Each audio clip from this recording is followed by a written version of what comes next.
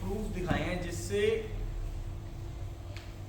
Spirituality है उसके बहुत से जो बेस है वो क्लियर हुए। मैं आपको एक वीडियो दिखा रहा हूँ, पहले इंग्लिश में है फिर वही हिंदी में है, और आज की पूरी क्लास लगभग उसी पर रहेगी। और ये मेरी पूरी कोशिश है कि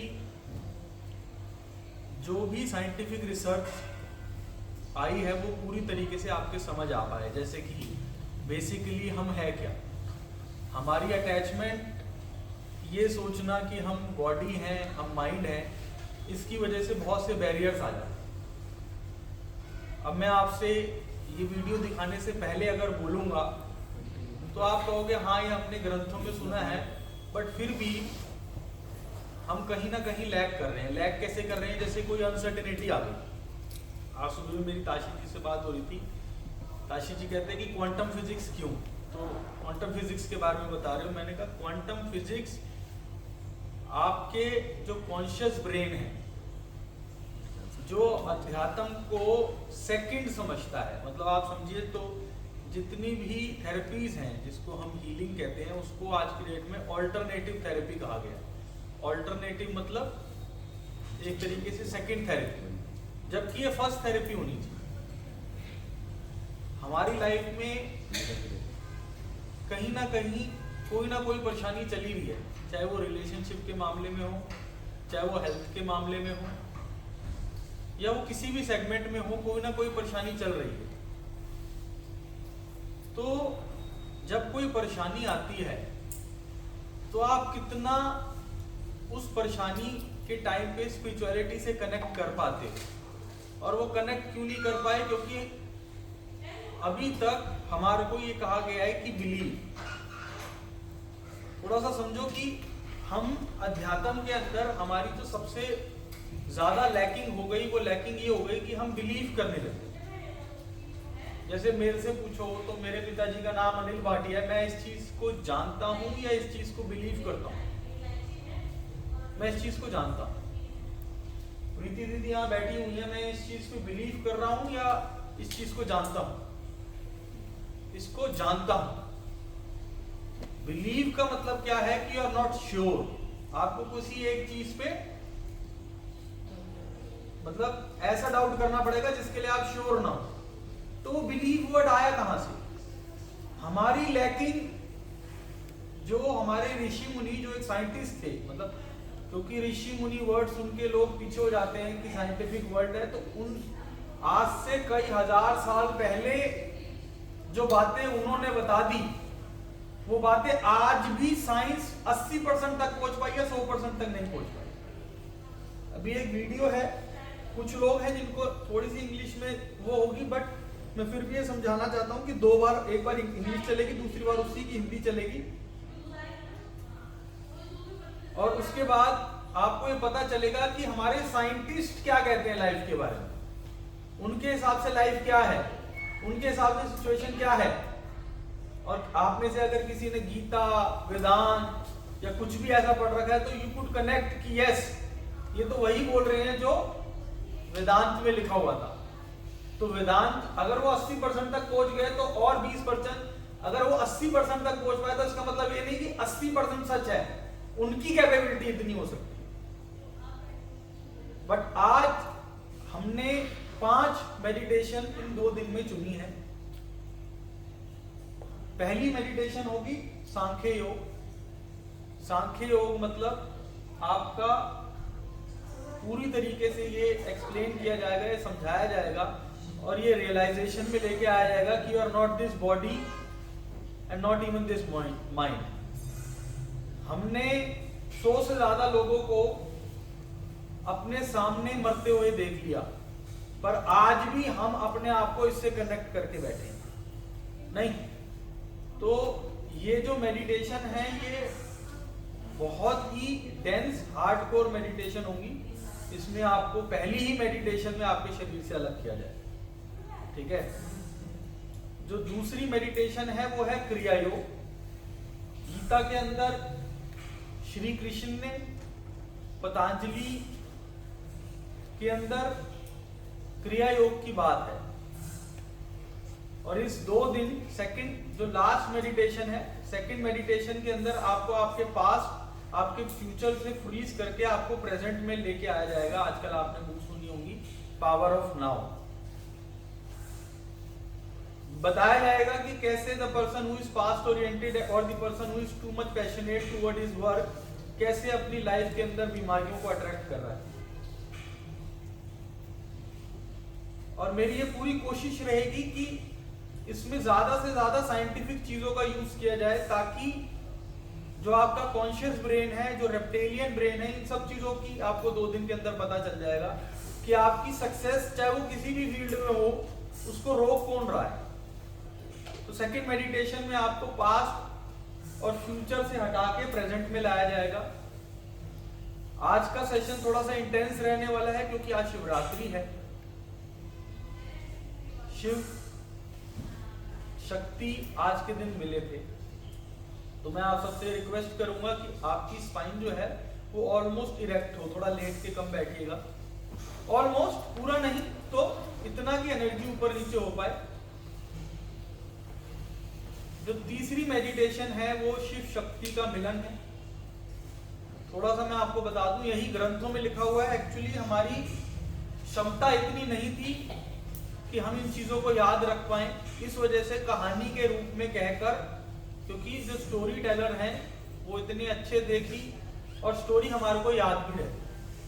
अगर आप किसी भी चीज को स्टोरी के फॉर्म में कनेक्ट कर लो तो उसकी प्रोबेबिलिटी जनरेशंस में जाने की ज्यादा रहती है, इसलिए स्टोरी के फॉर्म में आपको ये चीज बताई गई। बट शक्ति है क्या, जिसको हम पार्वती कहते हैं। पार्वती के आप कोई भी सीरियल देखो तो कहते हैं आदि शक्ति, मतलब बेसिकली ये आदि शक्ति। आदि शक्ति क्या है? आदि शक्ति आपकी कुंडलिनी एनर्जी है जो नीचे बैठी हुई, और उसका एकमात्र काम है आपके क्राउन चक्रा पे जाना। आप थर्ड आई के पीछे जो चक्रा है, थर्ड आई चक्रा, यहां तक आप ले जा सकते हो, उससे ऊपर प्रभु मिलन है। तो 7th चक्रा जिसके पास जाने के बाद ब्लेस बॉडी एक्टिवेट हो जाती है। मैं कई बार क्लास में बताता हूं कि एक बार इस स्थिति का देखिए, एक गाना है गुरदास मान जी का गुरु गोविंद सिंह जी के लिए। वो कहते हैं कि 4 पुतवारे, 5वीं मां वारी, 6ठा प्यू वारा, 7वां आप वारा, सत्वार के कहता है बाणा मीठा लागे तेरा। तो इसमें बात ये नहीं है कि हमारे बहुत से ऐसे सोल्जर्स हैं जिन्होंने देश के लिए बहुत कुछ दिया है, फ्रीडम फाइटर्स हैं जिन्होंने देश के लिए बहुत कुछ दिया है, बट इसमें जो कनेक्ट करने वाली बात है वो ये है कि एक इंसान ने पहले अपने 4 बेटों को मरवा दिया देश के लिए, समाज के लिए, सोसाइटी के लिए, फिर मां मरवा दी, शहीद करवा दी, फिर पिताजी, और फिर खुद चले गए। और उसके बाद भी वो आखिरी पल में क्या कह रहे हैं कि बाणा मीठा लागे तेरा। आज मेरा ही अभी महीना 1.5 पहले भाई चला गया, और उस टाइम जब मैं आई वॉज क्राइंग, तो मेरे को लगा कि अगर मैं जो 5-7 घंटे मेडिटेट करता हूं, अगर मेरी यह हालत है तो एक नॉर्मल आदमी की हालत क्या होगी। तो फिर ये मेडिटेशन आई, और उसी टाइम मैंने ये सोचा कि अब इसको सोसाइटी को देना चाहिए, जब वो मुझ पे कारीगर हो पाई तो। कि ऐसी क्या चीज है जिसके बाद आप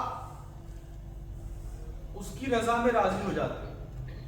वो है जब शक्ति 7th चक्रा पे चली जाती है, जिसको कहते हैं ब्लेस्ड बॉडी एक्टिवेशन। तो आज जो तीसरी मेडिटेशन है वो ब्लेस्ड बॉडी एक्टिवेशन की है।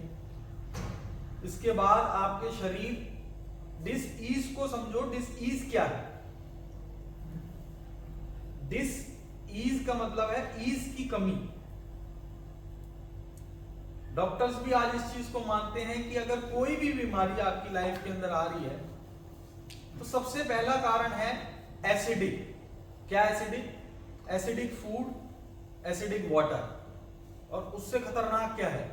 Acidic thoughts. उससे खतरनाक क्या है उस थॉट्स ने जो ब्लूप्रिंट्स बना दी हैं, उससे खतरनाक क्या है जो प्रोग्रामिंग इस पे कोई काम नहीं करता। एसिडिक फूड और एसिडिक वाटर पे भी काम नहीं कर रहे और फिर डॉक्टरों के पास जा रहे हैं कि इसको हील करो।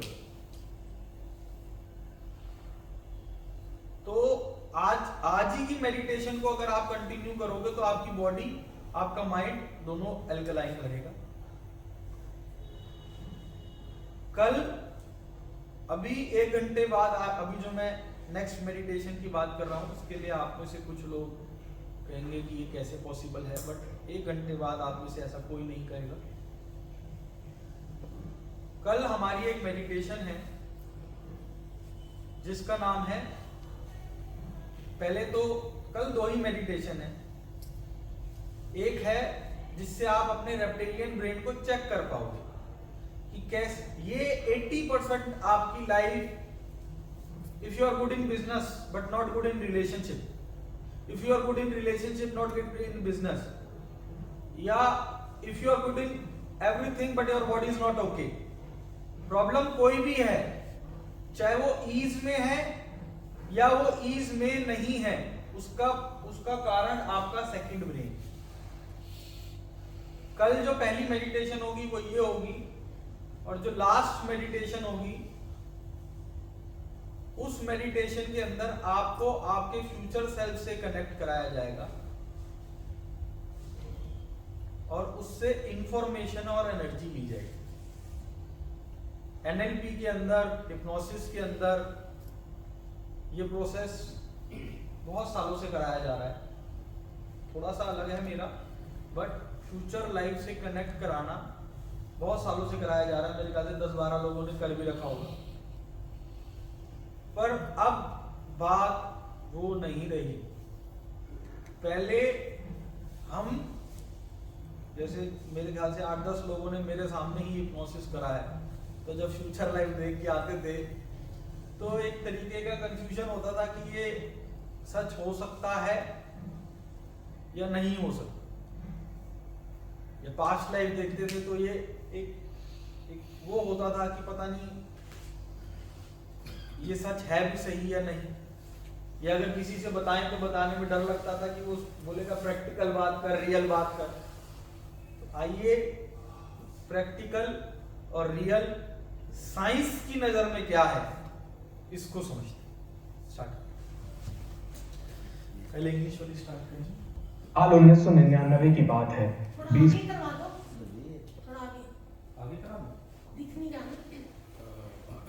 आगे कराएंगे तो ये प्रोजेक्टर भी आगे करना पड़ेगा। चेयर हटा दे बस। आप एक काम करो ना, जरूरत नहीं है। आप ये सब तो आ जाएंगे, एक वीडियो है, फिर आप वहीं बैठे रहना। मैंने आपने देख रखी है, फिर भी आप यहाँ आ जाओ। नहीं, सुनना ही तो है। हाँ, सुनना ही है। वैसे सब एक बार देखेंगे ये थोड़ी सी रह गई लास्ट में। लाइट बंद कर दो, थोड़ी सी रह गई। लाइट बंद कर दो।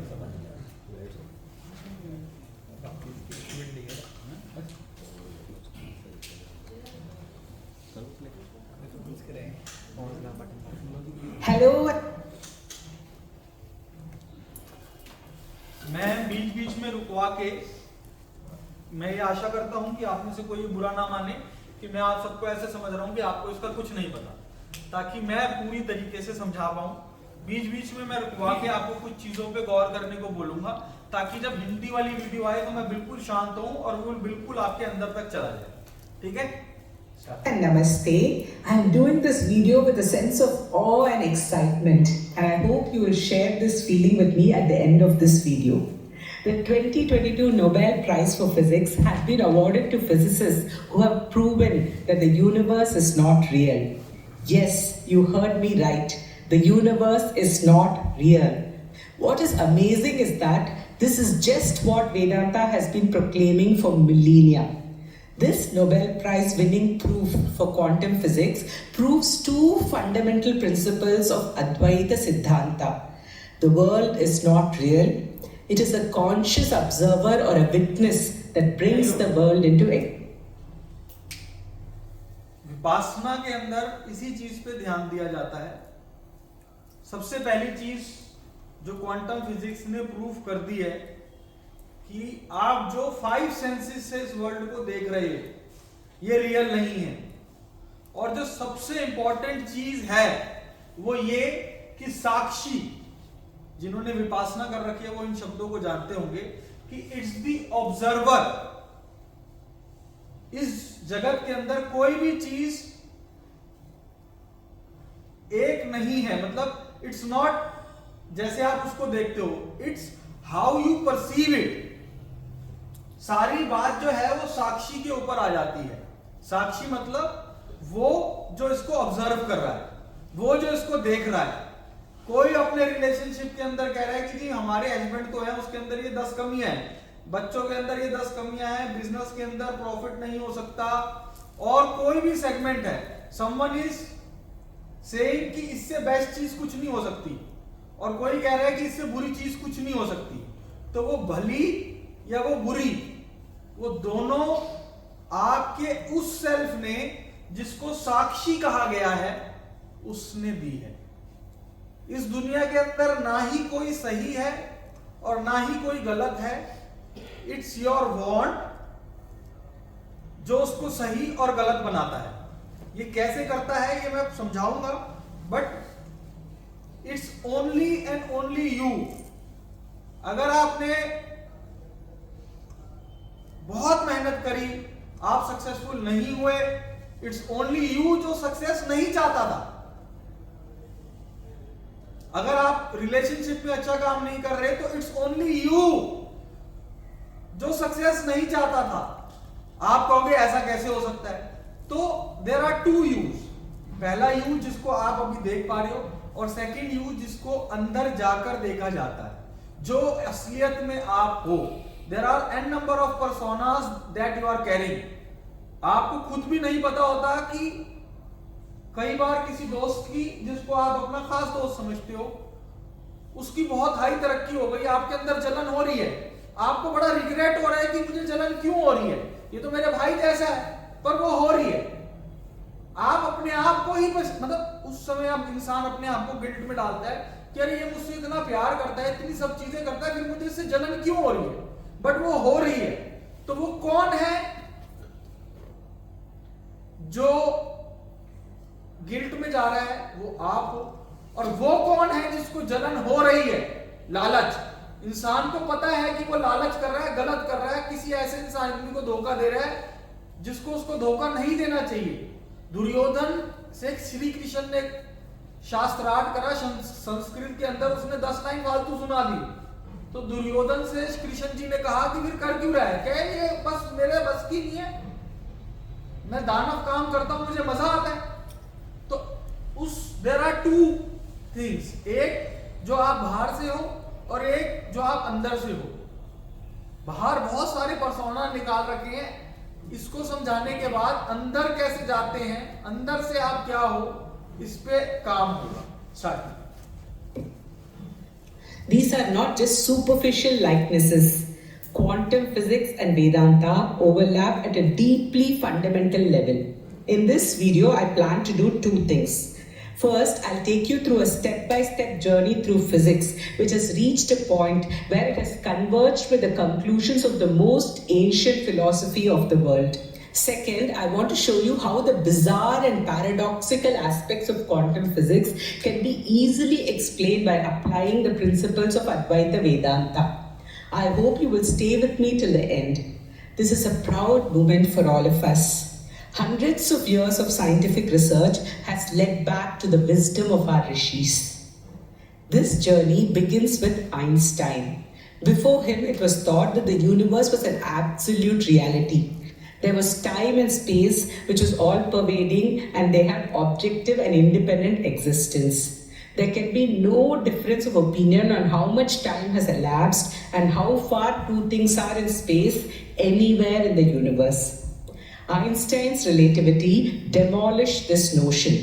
It proved that time depends on the vantage point of an observer. If you are moving close to the speed of light, time is...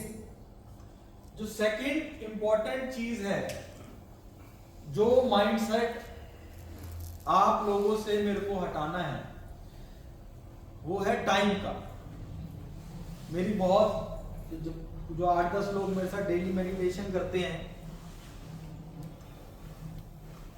वो भी मुझे ये कहते हैं कि तरुण तू जो बोल रहा है वो स्पीड से नहीं होता, टाइम लगता है। और मैं आपको इस बात पे लड़ लेता हूं कि हमारे को नंदी की तरह बनना है।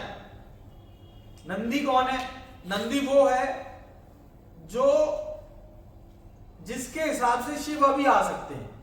वो स्टिलनेस में है, इम्पेशेंट नहीं है, बट वो इतना वेग है कि शिव अभी आ जाएंगे, चाहे शिव 1000 साल बाद आए। तो जो सबसे पहली चीज है वो ये है कि कोई भी चीज पाने की जो आपकी रफ्तार है वो इससे डिपेंड करती है कि आप स्पीड ऑफ लाइट के कितने पास हो और आपका मास कितना है। ठीक है, वो ये कह रहे हैं जैसे कि इन्हीं दो चीजों पे हमने काम करना है। There are 2 things for success, पहला माइंड और दूसरा बॉडी। अब सपोज करो मेरे को कार चलाना बहुत पसंद है, ठीक है, मुझे कार रेसिंग का बहुत ज्यादा शौक है। अगर आप मुझे मारुति 800 दे दोगे तो मैं उसको 100 की स्पीड में चला पाऊंगा, चाहे मैं कितना तगड़ा ड्राइवर हूं। आप मुझे मर्सिडीज दे दोगे, मैं उसको 240 की स्पीड में चला पाऊंगा, चाहे मैं कितना तगड़ा ड्राइवर हूं। और आप मुझे हेलीकॉप्टर या एरोप्लेन दे दोगे तो मैं उसको उस रफ्तार से चला पाऊंगा। तो व्हाट इज टाइम? टाइम की अपना कोई अस्तित्व नहीं है। मैं 1 किलोमीटर 10 मिनट में चलता हूं और चींटी। टाइम न्यूट्रल होता है। It's you, your mindset and mass you are carrying. हमारी कोशिश है कि आज आपके मास को इनफाइनाइट कर दिया जाए। टाइम की कोई अस्तित्व नहीं है। ऐसे बहुत से लोगों ने, ऐसे भी योगीज ने ऐसे करा है कि 1 घंटे के अंदर बीज डाला और आम का पेड़ बड़ा कर दिया, जस्ट टू प्रूव कि टाइम की खुद की कोई एग्जिस्टेंस नहीं है। तो एनलाइटेंड कितने टाइम में हुआ जा सकता है? एनलाइटेंड आप ऑलरेडी हो। परमात्मा के पास कितने टाइम में जाया जा सकता है? परमात्मा एक पल के लिए अगर आपसे दूर हो जाए परमात्मा तत्व, तो आप सांस नहीं ले पाओगे। जिससे दूर हो जाता है उसको शव कहते हैं, शव। और उससे भी दूर क्या होता है? इंटेलिजेंस निकलती है बस। तो यू आर ऑलरेडी एनलाइटेंड। चश्मा नाक पर है और हम ढूंढ रहे हैं। यही गौतम बुद्धा ने कहा था। जब उनसे पूछा गया कि आपने क्या पाया है, तो उन्होंने कहा पाया कुछ नहीं, बस ये पता चल गया कि वो था। तो एक कॉन्सेप्ट जो आपको पता होना चाहिए वो ये कि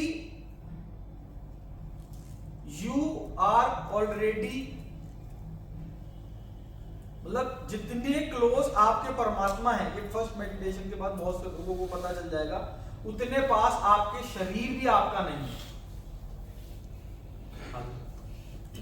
For you, people traveling at different speeds will experience different times. Same is true for space too. Different people traveling at different speeds will measure 2 points in space differently. Space itself shrinks and expands depending on the point of view of the observer. Relativity erases the distinction between what is and what appears. The observer was no longer a passive, non-consequential entity. He became central to the form and shape of the universe. This was the first big blow to the objective view of reality.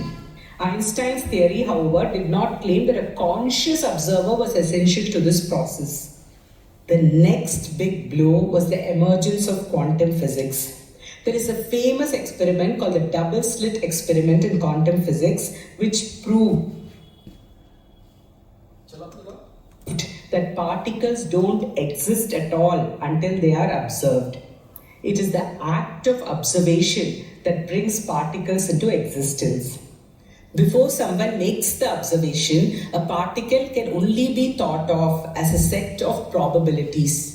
A particle does not have any real existence until it is observed. This was the conclusion of the founders of quantum physics like Heisenberg and Niels Bohr. Quantum physics pushed the observer to the very center of reality. Ironically, it was Einstein who vehemently disagreed with the findings of quantum physics. He is supposed to have famously remarked, "Do you really believe the moon is not there when you are not looking at it?" There are many things about quantum physics that makes no logical sense. Einstein pointed out those things to prove that quantum physics is wrong. At the center of his argument was a set of really bizarre particles called entangled particles.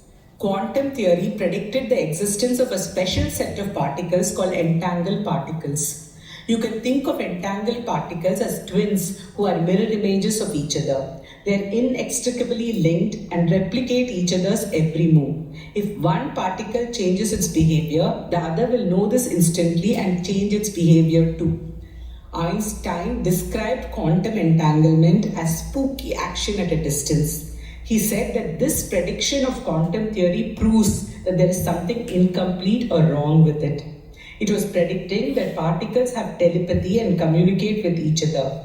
How can any scientist in their right mind accept such a conclusion? Einstein said that such particles could not possibly exist. If particles that are billions of light years apart can know each other's state instantly, it means that information is traveling faster than the speed of light.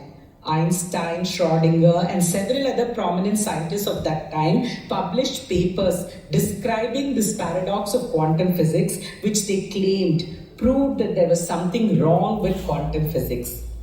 After this paper was published, a search began in the scientific community for entangled particles, and to everyone's amazement, they were discovered. An experiment was carried out which proved that quantum entanglement is real. Two entangled particles can communicate with each other instantly. Not only can they communicate through large distances in space, it also turns out that they can communicate across time. That is, they appear. Starting आज की हमारी होगी entangle particles. Entangle particle मतलब वो particle जो कभी एक थे, वो पार्टिकल आज अगर उनको तोड़ा जाए और बिलियंस ऑफ लाइट ईयर क्या है राजेश जी, जितनी 2023 वाले राजेश को 2024 वाले राजेश के पास जाने में 1 लाइट ईयर लगेगा। ठीक है, लाइट ईयर का मतलब है स्पीड ऑफ लाइट। तो अगर दो पार्टिकल, क्या आप अपने पास से कनेक्टेड हो या नहीं हो, या आप अपने फ्यूचर से कनेक्टेड हो या नहीं हो, तो अगर आप अपने पास्ट और अपने फ्यूचर से कनेक्टेड हो, और अगर आपका पास्ट आपके फ्यूचर से 1 बिलियन लाइट ईयर दूर है, कितना दूर है, ये भी अभी इन्होंने बोला बहन जी ने कि 1 बिलियन लाइट ईयर दूर है, ये साइंस प्रूव कर चुकी है। बहुत इंपॉर्टेंट है समझना कि अगर आपका पास्ट या आपका फ्यूचर 1 बिलियन लाइट ईयर दूर है तो भी वो आपस में कनेक्ट हो सकते, वो कनेक्टेड हैं।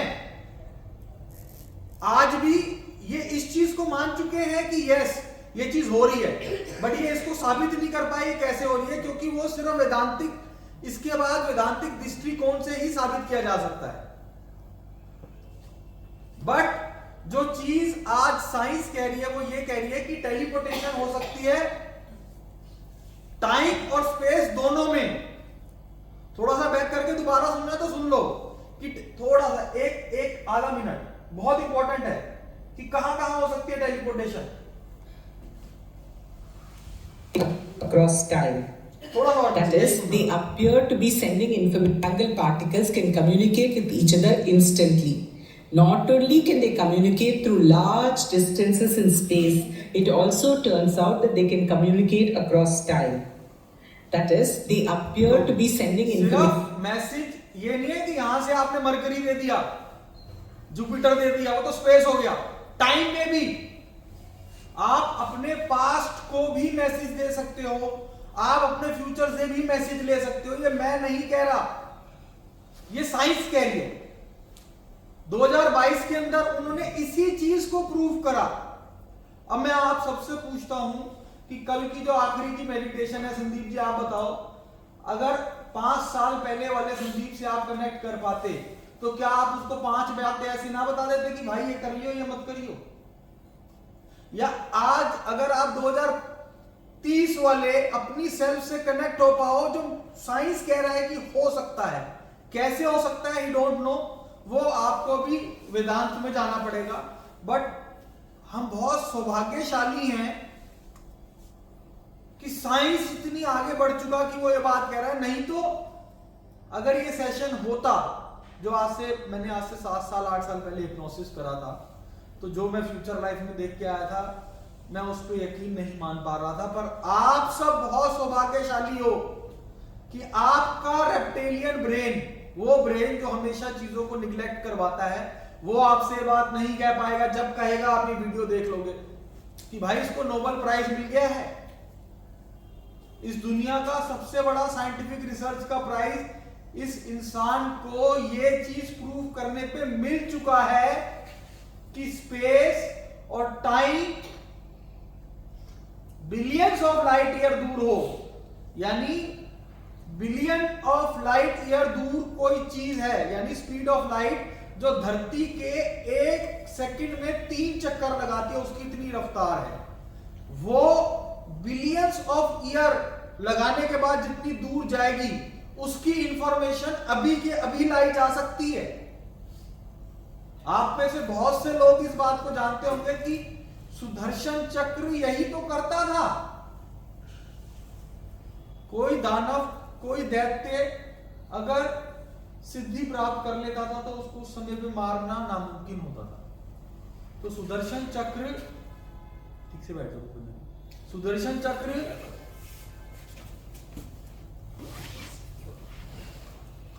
का काम ही यही होता था कि वो उस समय चला जाए जिस समय इस आदमी के पास कोई भी पावर नहीं है। आप गूगल कर लीजिएगा, सिर्फ इंफॉर्मेशन ही लाई नहीं जा सकती, ऑब्जेक्ट्स भी लाए जा सकते हैं।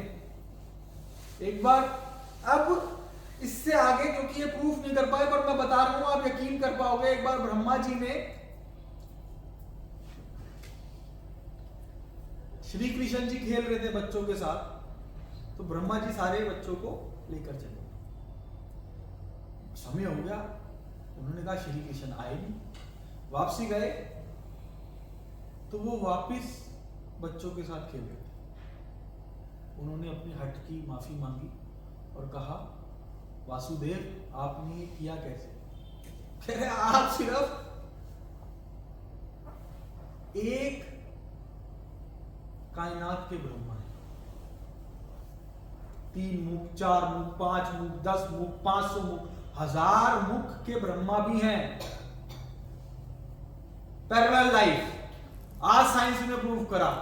आज से पहले हम ये सब चीजें सुनते थे, बट अध्यात्म तक। आप में से कितने ऐसे हैं जिसके घर परिवार में किसी को कैंसर हुआ या कोई बड़ी बीमारी हुई और उसने पहले अध्यात्म में जाने की कोशिश करी, भागे नहीं डॉक्टर के पास?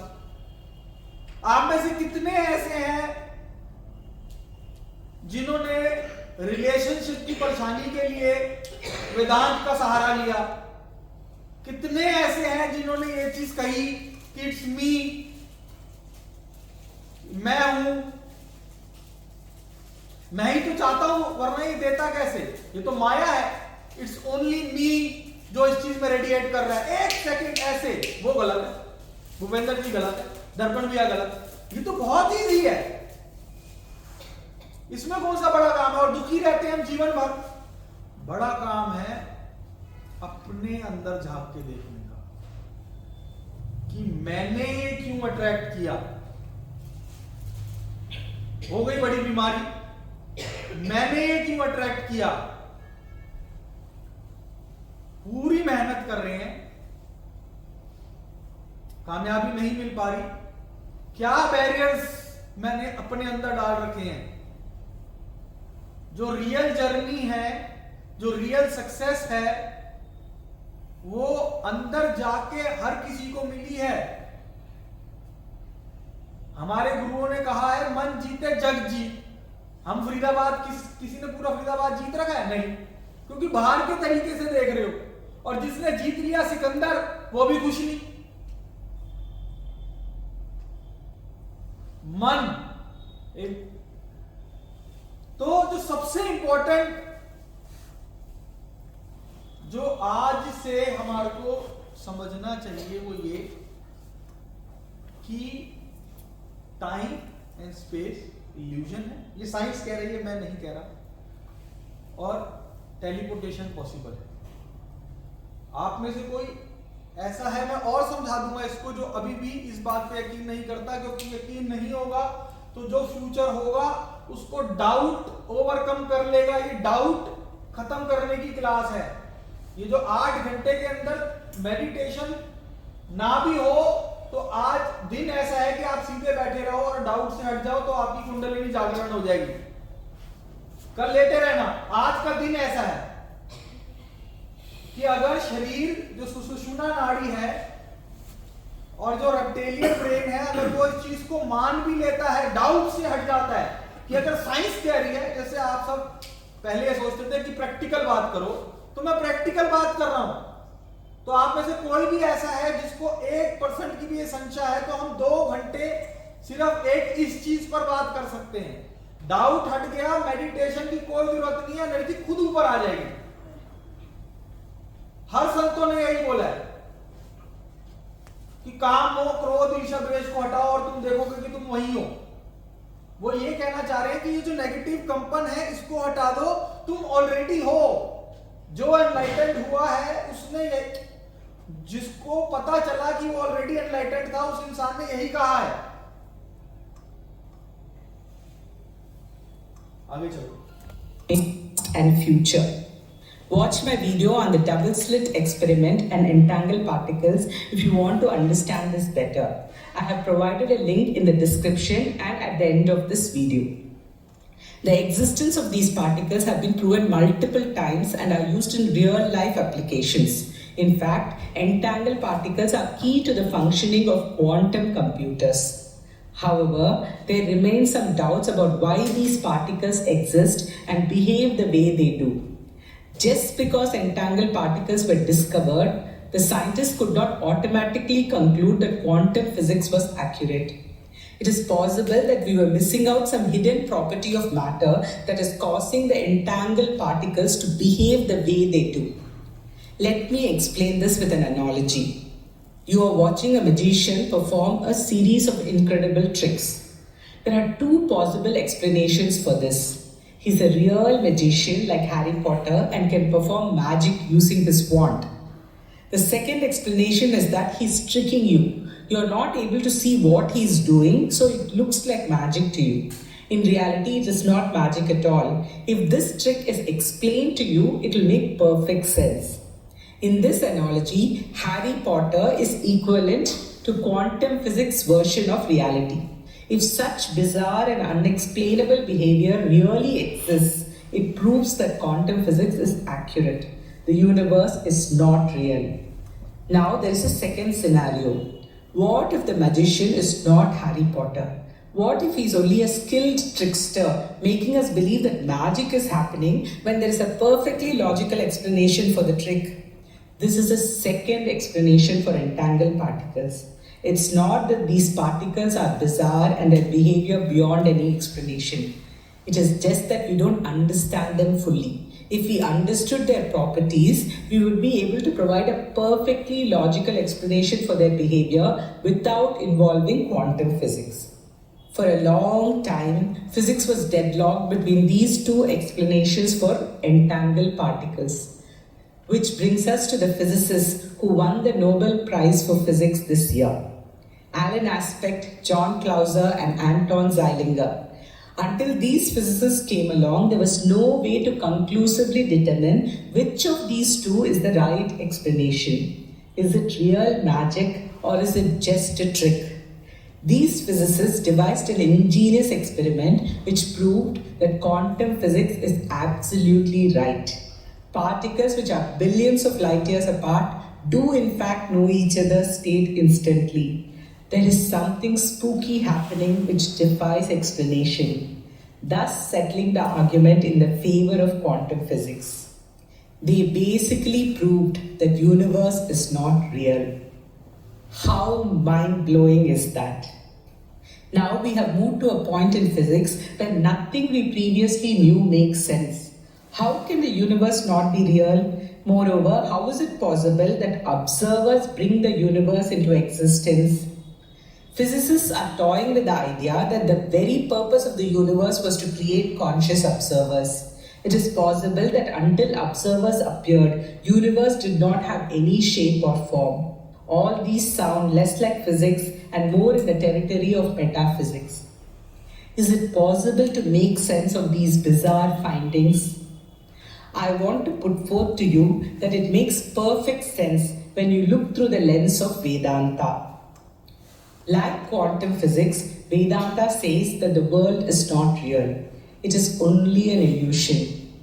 So what is real then? What is causing this illusion? The only thing that is real is consciousness. Consciousness is not a product or an emergent property of life as science claims. Consciousness is the fundamental principle from which the whole universe emerged.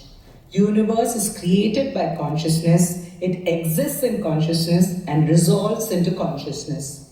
This consciousness principle, which creates the universe and pervades every aspect of the universe, is called Brahman. In Vedanta, there is a famous and oft-repeated example given to explain this concept. The universe is equated to a dream and Brahman to a dreamer.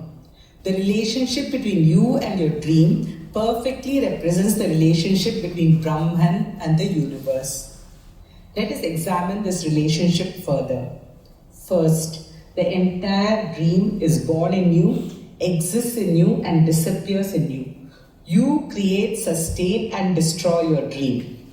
Brahman, the consciousness principle, operates in a similar manner. Second, nothing that happens in your dream has any impact on you. What do I mean by this? You can win a lottery in your dream and you wouldn't be richer by a penny. You can murder someone in your dream and you will not be punished for it. You are untouched by your dream, although it exists in you. This is true for Brahman, the consciousness principle. The third and perhaps the most difficult relationship to understand is this. What is the real relationship between you and your dream world? I said before, nothing that happens in your dream is real for you. What is the one thing that happens in your dream which is true even when you wake up? Take a second to think about it. The only true relationship between you and your dream is this. You are the witness of your dream. You observe your dream. This was true while you are dreaming and is true after you wake up. Why is this so important? Nothing can happen and nothing can exist in the dream world without you witnessing it. Think about it for a second. Can anything exist in your dream without you seeing it? In fact, the question itself is wrong. The objects in your dream get their existence because you witness them. The very act of you seeing it brings things into existence in your dream. Isn't it? Again, take a moment to think about it. Nothing can exist in your dream that you don't see. It is your seeing that brings things into existence. Brahman and the universe have similar relationship. Everything is born in Brahman, exists in Brahman, and resolves in Brahman. But Brahman is not an active participant in the process. It is only the witness of the universe. That is why Brahman is referred to in Vedanta as Sakshi Chaitanya, the witness consciousness, or the observing consciousness. Now we have reached the second big convergence between quantum physics and Vedanta. Brahman, the consciousness principle that creates the universe, is only an observer, a witness, a Sakshi. Particles do not have any real existence until they are observed. It is the act of observation that brings particles into existence. Take a minute to absorb this. Now you may say to me, wait a second, this is a giant leap. The all-pervading consciousness bringing the universe into existence cannot be equated to a puny little observer in a tiny little corner of the universe bringing things into existence. The answer to this conundrum takes us to the very heart of Vedanta, the zenith of its teachings. Just like Einstein, let us do a small thought experiment. Let's say you are having a vivid dream. It is your consciousness that has created every object in your dream. There are not only inanimate objects in your dream, there are also people in your dream. What about them? They don't just exist. They are conscious beings. Where do they get their consciousness from? Let's say there are 10 people in your dream.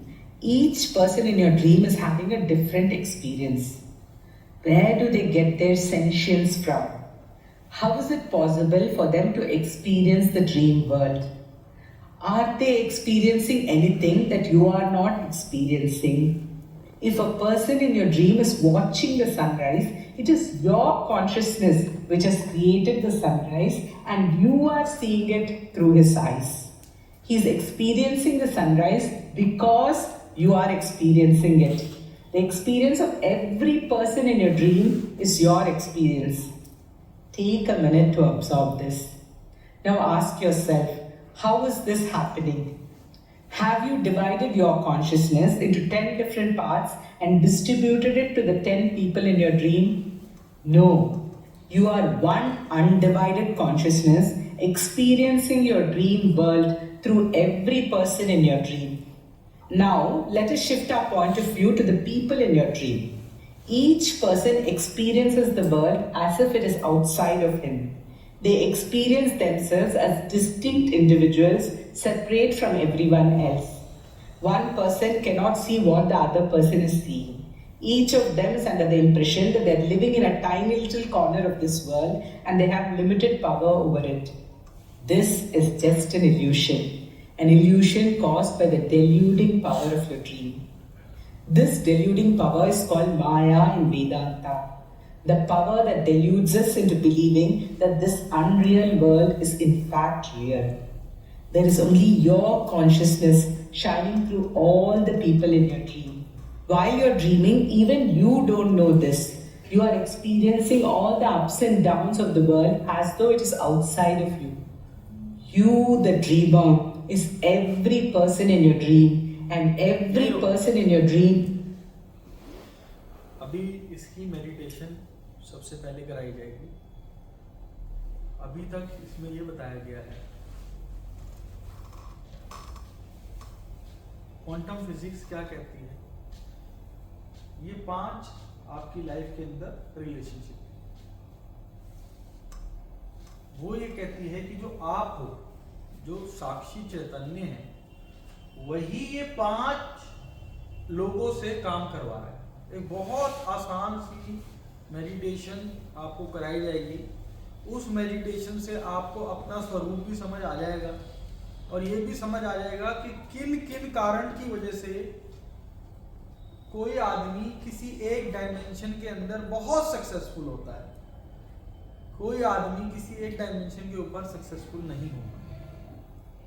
जो दोनों situation है वो आप ही करा रहे हो। ये spirituality तो सालों से कह रही थी, अब ये साइंस कह रही है। ये किसने सिद्ध करा है? जिसको नोबेल प्राइज ये चीज प्रूव करने में मिल गया है। अगर आप इसको सिर्फ यहीं तक ही समझोगे तो आपकी लाइफ में कोई परिवर्तन नहीं आएगा, पर अगर आप इसको अंदर ले जाओ तो आज जिस डायमेंशन के अंदर आपको लैकिंग हो रही है, सबसे पहले ये मानना पड़ेगा कि इट्स मी। जो हम आपको अभी ये खत्म होते ही हिंदी वाली में मैं नहीं बोलूंगा, अभी रोक रोक के बोल रहा हूं ताकि यहीं पे समझ आता जाए, वरना मैं बोलूंगा तत्वमसी पढ़ा था आपको कि हाँ ठीक है। सबसे मेन चीज हमने अभी तक उठाई, पहली चीज ये कि टाइम और स्पेस एग्जिस्ट नहीं करता, आप इधर उधर इंफॉर्मेशन टेलीपोर्ट कर सकते हो। दूसरी चीज, लाइफ के अंदर जो भी हो रहा है, इट्स ओनली यू, तत्वमसी, it's only you who is the creator of your entire life. If someone is giving you extreme love, it's because you want it, and if someone is giving you extreme hate, it's just because you want it. If you are getting success at the speed of light like this, it's because you want it, कल परसों मैं एक YouTube पर देख रहा था, वो कह रहा है वो आदमी क्या जिसने स्ट्रगल ना करा हो, जिसने बाइकों पे ना चला हो, जिसने तरक्की ऐसी पाली हो, तो वो उसकी प्रोग्रामिंग है भाई। हम तो ऐसी पाएंगे और हर चीज को ऐसी पाएंगे। क्यों पेन चाहिए? Pain is just a programming mindset की एक बात। अमेज़न के जंगल के अंदर दो समुदाय हैं। एक समुदाय कहता है, ये गूगल पे जाके आप पढ़ लीजिएगा, इस पे बहुत सी रिसर्च हुई है। एक समुदाय कहता है कि जो बच्चा है वो माँ और बाप दोनों का है, तो आइडियली पेन दोनों को होना चाहिए। अगर बाप 500 किलोमीटर दूर हो बिना फोन के और माँ बच्चा कंसीव कर रही हो, डिलीवर कर रही हो, उसी टाइम फादर को पेन होने लग जाएगा। क्यों? साइंस ने प्रूफ कर दिया, क्योंकि teleportation, both are connected and teleportation speed और टाइम इंस्टेंट होता है। तो वो जो पेन एक्सपीरियंस कर रही है वो हो, ये मैं कोई ऐसी बात नहीं कर रहा जो मेरे मन की है, ये सब आप गूगल पे चेक कर सकते हैं। और उस वहीं पर ही एक समुदाय है जिसकी ये मानसिकता है कि ये तो नेचुरल प्रोसेस है, इसमें पेन किस बात का। और वहां पे लेडीज अकेले बच्चा पैदा कर देती हैं और अपना झोली में लेके आ जाती है, लगभग पेन फ्री डिलीवरी। तो मैं आपसे पूछना चाहता हूं कि दोनों के अंदर किस चीज का फर्क था? अमेज़न के जंगलों में दोनों रह रहे हैं, लगभग सेम खाना खा रहे हैं, लगभग सेम हवा ले रहे हैं, फर्क क्या आ गया? मानसिकता का। और कितना बड़ा फर्क आ गया कि एक जगह दोनों दर्द ले रहे हैं और एक जगह पेन फ्री डिलीवरी। तो यही मानसिकता है। We want pain. ये अभी सेकंड डे में समझाया जाएगा कि कैसे हम पेन को अट्रैक्ट करते हैं, कैसे हम सामने से पेन मांगते हैं, और दे और दे और दे, पर वो मांग हम रहे होते हैं और फिर गाली भी उसको बकते हैं कि वो गलत है, वो गलत है। और सोसाइटी से चेक भी करते हैं, अच्छा ये बता वो गलत है ना, वो बता वो गलत है ना, गलत हम ही हैं। It's only and only you. सबसे पहली मेडिटेशन यही कराएंगे कि आपको पता चले कि कैसे आपने हजारों लोगों से काम करवाए। ठीक है, सबसे पहली मेडिटेशन ये होगी, इसको खत्म होने दो। You have not divided yourself to become these multiple people in your dream. You remain undivided, observing your dream. And this power of observation is reflected in every person in your dream. Let me repeat. There is only one observer, one consciousness which appears in every conscious being. Every observer in the dream world is you, the dreamer. This is the final teaching of Vedanta, the culmination of all its knowledge. There is only one consciousness principle, and it is you. The whole world is happening in you. You are Brahman. You create, sustain, and destroy the universe. You are the Sakshi, the witness of the entire world. The world exists because you see it. The world exists because you see it. Can you see how this neatly explains the paradox of quantum physics? How is it possible for a puny observer in the laboratory to bring things into existence? It is possible because there is nothing puny about an observer. He is that all-pervading consciousness that brought the whole universe into existence. See how well Advaita Vedanta perfectly explains these fundamental laws of quantum physics. Quantum physics says the universe is unreal. Vedanta says universe is just an illusion. It is Maya. Quantum physics says observer brings things into existence. Vedanta agrees. The all-pervading witness consciousness, the Sakshi Chaitanyam, creates the universe. It is the same consciousness that shines through every living being. It is impossible to ignore the uncanny similarities between quantum physics and Vedanta. If you want a more elaborate explanation for all the things I've spoken about in this video, watch.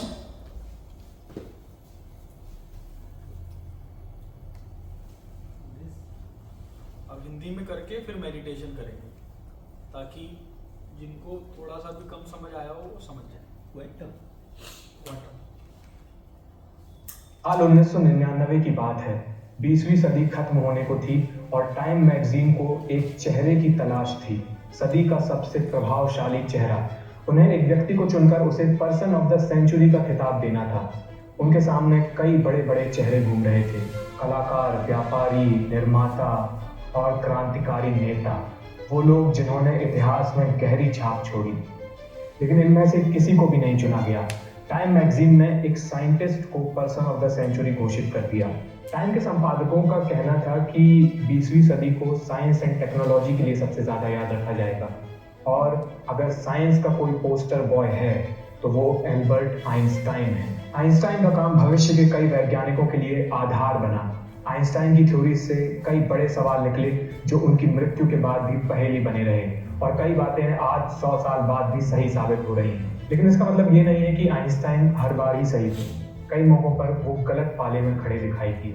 उन्होंने कई ऐसी बातें कही जो आगे जाकर गलत साबित हुई। इन गलतियों की फहरिस्त में शायद सबसे ऊपर होंगे क्वांटम थ्योरी को लेकर किए गए उनके दावे। फिजिक्स का नया ताज़ा रूप क्वांटम मैकेनिक्स आज के दौर में अपनी जगह बना रहा है। इसी सिलसिले में एक ऐतिहासिक पड़ाव साल 2022 का फिजिक्स नोबेल प्राइज भी है, जो क्वांटम एंटेंगलमेंट से जुड़े प्रयोगों के लिए 3 वैज्ञानिकों को मिला है। ये 100 साल से ज़्यादा पुरानी कहानी है जो अभी तक चल रही है, और टिप्पणीकारों की माने तो कहानी अभी शुरू हुई है। इस कहानी के तार एल्बर्ट आइंस्टाइन से जुड़े हुए हैं। इस वीडियो में हम समझेंगे कि क्वांटम मैकेनिक्स और क्वांटम एंटेंगलमेंट का रहस्य क्या है, इनका एल्बर्ट आइंस्टाइन से क्या कनेक्शन है, और 2022 का फिजिक्स नोबेल प्राइज क्यों ऐतिहासिक रूप से बहुत महत्वपूर्ण है।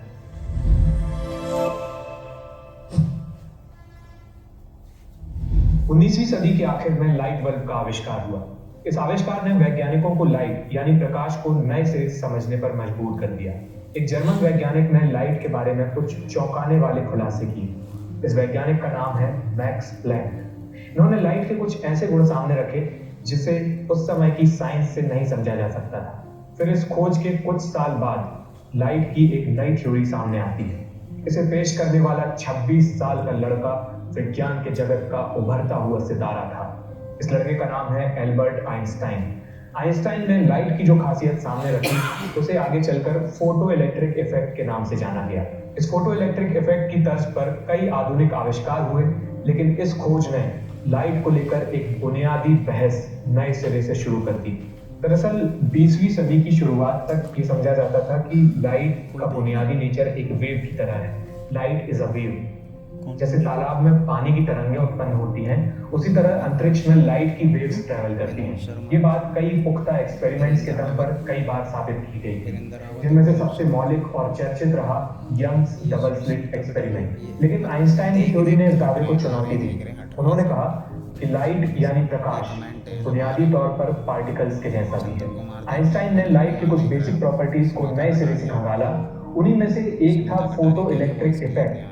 इसे समझना तभी मुमकिन है जब लाइट का बेसिक नेचर पार्टिकल्स यानी कणों की तरह माना जाए। रोशनी के इन बुनियादी पार्टिकल्स को फोटॉन्स के नाम से जाना गया। आइंस्टाइन की थ्योरी के चलते पहली बार ये बात दुनिया के सामने आई कि लाइट का बुनियादी नेचर वेव्स की तरह भी है और पार्टिकल्स की तरह भी है। और इसी काम के लिए एल्बर्ट आइंस्टाइन को 1921 का फिजिक्स नोबेल प्राइज दिया गया। शायद आइंस्टाइन को इस बात का अंदाजा नहीं था कि वो इतिहास की एक बड़ी बहस को जन्म देने जा रहे हैं। ये बहस रियलिटी को सूक्ष्म स्तर पर समझने को लेकर थी। सबसे बड़ा सवाल ये था कि बहुत छोटे लेवल पर हमारे आसपास की दुनिया असल में कैसे काम करती है। अगले कुछ सालों में वैज्ञानिकों ने परमाणुओं के भीतर झांकने की कोशिश की। एटम्स के अंदर छुपे सब एटॉमिक पार्टिकल्स से जुड़े कई प्रयोग किए गए, और इनसे सामने आया कि सूक्ष्म स्तर पर ये दुनिया हमारी समझ से परे है, और सभी परमाणुओं के भीतर सब एटॉमिक पार्टिकल्स अजीब सा व्यवहार करते हैं जिसे समझा नहीं जा सकता। फिजिक्स में बहुत छोटे स्तर को, मतलब बहुत ही जो छोटा लेवल होता है, उसको क्वांटम लेवल कहा जाता है। और इस क्वांटम लेवल पर देखने पर दुनिया का स्वभाव तब के वैज्ञानिकों की समझ से परे था। इसके चलते फिजिक्स में एक नई धारा का जन्म हुआ जिसे क्वांटम मैकेनिक्स के नाम से जाना जाता है। आइंस्टाइन को 1921 में नोबेल प्राइज मिला और तीसरे दशक के मध्य तक वो एक नामी और चर्चित वैज्ञानिक हो चुके थे, सीनियर भी हो गए थे। उनकी तुलना में कुछ नौजवान साइंटिस्ट क्वांटम मैकेनिक्स का अलम लिए आगे बढ़ रहे थे। क्वांटम मैकेनिक्स उस समय की सारी वैज्ञानिक समझ को धता बताते हुए दुनिया के देखने का एक नया नजरिया पेश करने लगी और इस नजरिए से बड़े बड़े नामी वैज्ञानिक असहजता के भाव से भर गए। इन बड़े वैज्ञानिकों में एल्बर्ट आइंस्टाइन का नाम भी है। आइंस्टाइन ने क्वांटम मैकेनिक्स को अधूरी और कच्ची थ्योरी बताते हुए पल्ला झाड़ दिया। उन्होंने ऐसा क्यों किया, ये समझने के लिए अपन को क्वांटम की कुछ बेसिक बातें देखनी होंगी कि वो क्या है। हम में से अधिकतर लोगों की जो मौजूदा समझ है दुनिया को लेकर, जो वैज्ञानिक समझ है, वो निश्चितता पर आधारित है, सर्टेनिटी। हम ये बात एक श्योरिटी से कह सकते हैं कि एक क्रिकेट बॉल को हिट किया जाएगा तो वो कब और कहाँ जाकर गिरेगी। ये जांचने के लिए क्रिकेट मैच में कई इंस्ट्रूमेंट्स लगे होते हैं जो फिजिक्स के कुछ बेसिक कॉन्सेप्ट पर काम करते हैं। न्यूटन ने बताया था कि प्रकृति में कुछ अदृश्य शक्तियां हैं, कुछ इनविजिबल फोर्सेस हैं और उनसे जुड़े एक बुनियादी सिद्धांत हैं जो दुनिया में हर चीज के ऊपर समान रूप से लागू होते हैं। क्रिकेट की बॉल, पेड़ पर लगा सेब या पृथ्वी की परिक्रमा कर रहा चंद्रमा, ये सब इन बुनियादी प्राकृतिक बलों और अपने गुणधर्मों से बंधे हुए हैं। अगर हमें ये सभी नेचुरल फोर्सेस और इन चीजों की मौजूदा स्थिति मालूम हो तो भविष्य पता किया जा सकता है कि अगले पल कोई चीज कहाँ होगी और उसकी स्पीड वगैरह क्या होगी। अब देखेंगे कि फिजिक्स के इस व्यू पॉइंट में, इस रवैये में एक निश्चितता का भाव छुपा हुआ है, एक श्योरिटी है चीजों को लेकर कि हमने बॉल को जहां देखा और अपने उपकरणों ने उसकी जो स्पीड नापी तो वो बॉल पक्का उसी जगह और उसी स्पीड पर है। और ये निश्चितता का भाव जायज भी है क्योंकि इसकी बदौलत हम सटीक अनुमान लगा पाते हैं और बढ़िया से चीजों को गाइड और कंट्रोल कर पाते हैं। इसी समझ की बदौलत पृथ्वी की सतह से सैकड़ों किलोमीटर ऊपर हजारों सैटेलाइट्स परिक्रमा कर रही हैं। इसी फिजिक्स के सहारे हम दूसरे ग्रहों और उपग्रहों पर जाकर वहां से सही सलामत वापस लौट सकते हैं। छोटे से छोटा आर्टिफिशियल मैकेनिज्म और बड़ी से बड़ी टेक्नोलॉजी इसी निश्चितता भरी फिजिक्स के चलते मुमकिन हो पाई है। इसे हम क्लासिकल फिजिक्स कहते हैं। लेकिन जब हम बहुत छोटे लेवल पर, बहुत सूक्ष्म स्तर पर यानी क्वांटम लेवल पर चीजों को देखते हैं तो ये सब कुछ काम नहीं करता। सारी निश्चितता धरी रह जाती है और इसके आधार पर जो हमारी फिजिक्स और उसका मैथमेटिकल फ्रेमवर्क खड़ा हुआ है वो सब शून्य पड़ जाता है। 20वीं सदी में कुछ वैज्ञानिकों को समझ में आया कि इस छोटे क्वांटम लेवल पर हमें चीजों का नेचर समझना है तो अनिश्चितता को भी हिसाब में लेना पड़ेगा, अनसर्टेनिटी। इस अनिश्चितता को अकाउंट में लेते हुए एक अलग मैथमेटिक्स तैयार की। ये क्वांटम मैकेनिक्स की मैथमेटिक्स थी और यहाँ से एक बिल्कुल निराले विषय का उदय हुआ। ये विषय हमें क्वांटम लेवल पर चीजों का मैकेनिज्म समझने में मदद करता है। साइंस की इसी धारा को क्वांटम मैकेनिक्स कहा जाता है जो मॉडर्न फिजिक्स के अंतर्गत पढ़ाई जाती है। क्वांटम ऐसी अजीब सी पढ़ाई है जो साधारण समझ से परे है। इसे लेकर लोग अक्सर कहते हैं डजंट मेक सेंस। ऐसा इसलिए है क्योंकि हम अपने जीवन में ऐसी चीजें होते नहीं देखते हैं जैसी क्वांटम में नजर आती हैं। हमारी जो भाषा है उसकी भी एक सीमा है। मैं आपको वही चीजें बता सकता हूँ, वही चीजें कम्युनिकेट कर सकता हूँ जो हम आसपास एक्सपीरियंस करते हैं। जबकि क्वांटम लेवल पर दुनिया का जो नेचर है वो हमारे अनुभव के दायरे से बाहर है। लेकिन पुरखे बता गए हैं mathematics is the language of nature. दुनिया का नेचर समझना है बुनियादी तौर पर तो गणित की शरण में जाना होगा। प्रकृति से संवाद करने के लिए ही गणित बनाई गई है। इसलिए आपको कायदे से क्वांटम मैकेनिक्स समझनी है तो उसके पीछे छुपी कॉम्प्लेक्स मैथमेटिक्स को समझना होगा। ये क्वांटम थ्योरी ना पूरी तरह कॉम्प्लेक्स मैथमेटिक्स पर आधारित है। गणित के जटिल फॉर्मूले और इक्वेशंस हैं, इसलिए अपन उधर नहीं जाएंगे, आप टेंशन मत लीजिए। अपन एक बेसिक से फिलोसफिकल लेवल पे इसको समझने की कोशिश करेंगे। फिलहाल ना हम कुछ एनालॉजीज यानी उपमाओं की मदद ले सकते हैं। प्रोफेसर जिम अल खलीली कहते हैं एनालॉजीज आर ऑलवेज इम्परफेक्ट। उपमाएं हमेशा अधूरी होती हैं, लेकिन हमारे पास कोई और विकल्प भी नहीं है। इसलिए हम सिक्के की मदद से एक क्वांटम वर्ल्ड में दाखिल होंगे। अब अपन वो वाली दुनिया में नहीं है, अपन क्वांटम दुनिया में आ गए हैं। इसलिए मैंने कपड़े भी अलग पहन लिए। क्वांटम दुनिया मतलब बहुत छोटे स्तर की दुनिया, बहुत छोटे लेवल पे जो दुनिया एग्जिस्ट करती है उसमें अपन एंटर कर रहे हैं। और ये सिक्का नहीं है, ये 10 रुपये का सिक्का नहीं है, ये एक सब एटॉमिक पार्टिकल है, एक इलेक्ट्रॉन है जो परमाणुओं के भीतर पाया जाता है।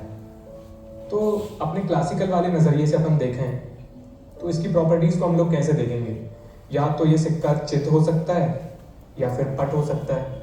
ये हमारा क्लासिकल नज़रिया चीज़ों को देखने का, ब्लैक एंड वाइट में हम लोग देखते हैं, या तो ये या तो वो, या तो है या तो नहीं है ना। लेकिन क्वांटम जगत में क्या होता है कि क्वांटम जगत में ये सिक्का चित और पट नहीं होता है, ये सिक्का हमेशा घूमता रहता है। अब घूमता हुआ सिक्का ना तो चित होता है ना वो पट होता है, ये एक मिक्स्ड स्टेट में होता है चित और पट की। कब तक? तब तक जब तक इसे कोई ऑब्जर्व नहीं कर रहा है, और जब इसे ऑब्जर्व किया जाता है तब ये किसी एक अवस्था में खुद को प्रकट करता है।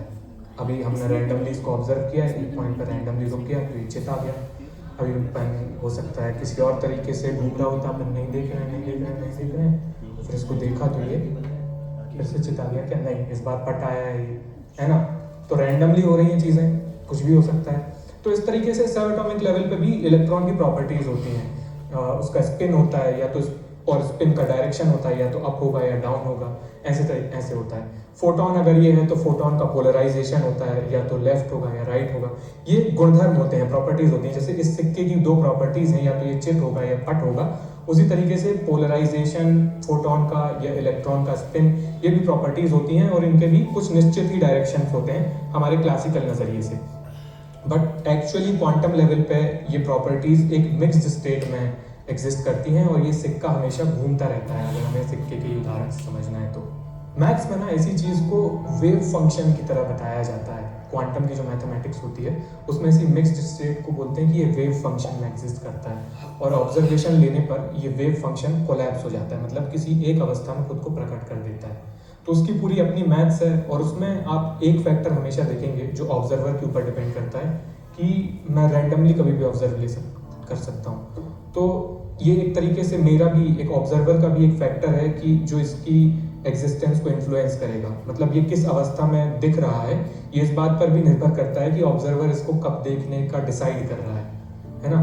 तो ये रैंडमनेस वाला जो फैक्टर है क्वांटम मैकेनिक्स का, ये थोड़ा सा अनईजी लगता है कुछ लोगों को, जायज़ सी बात है, लग सकता है। इसलिए इसके इस फैक्टर से ये कहा जाता है कि हर पल हम यानी ऑब्जर्वर अपनी दुनिया बना रहे होते हैं, और मतलब रियलिटी कुछ होती नहीं है, वो एक मिक्स्ड स्टेट में होती है, और हम यानी ऑब्जर्वर उसे कोलैप्स कर देते हैं और वो हमारे सामने प्रकट होती है।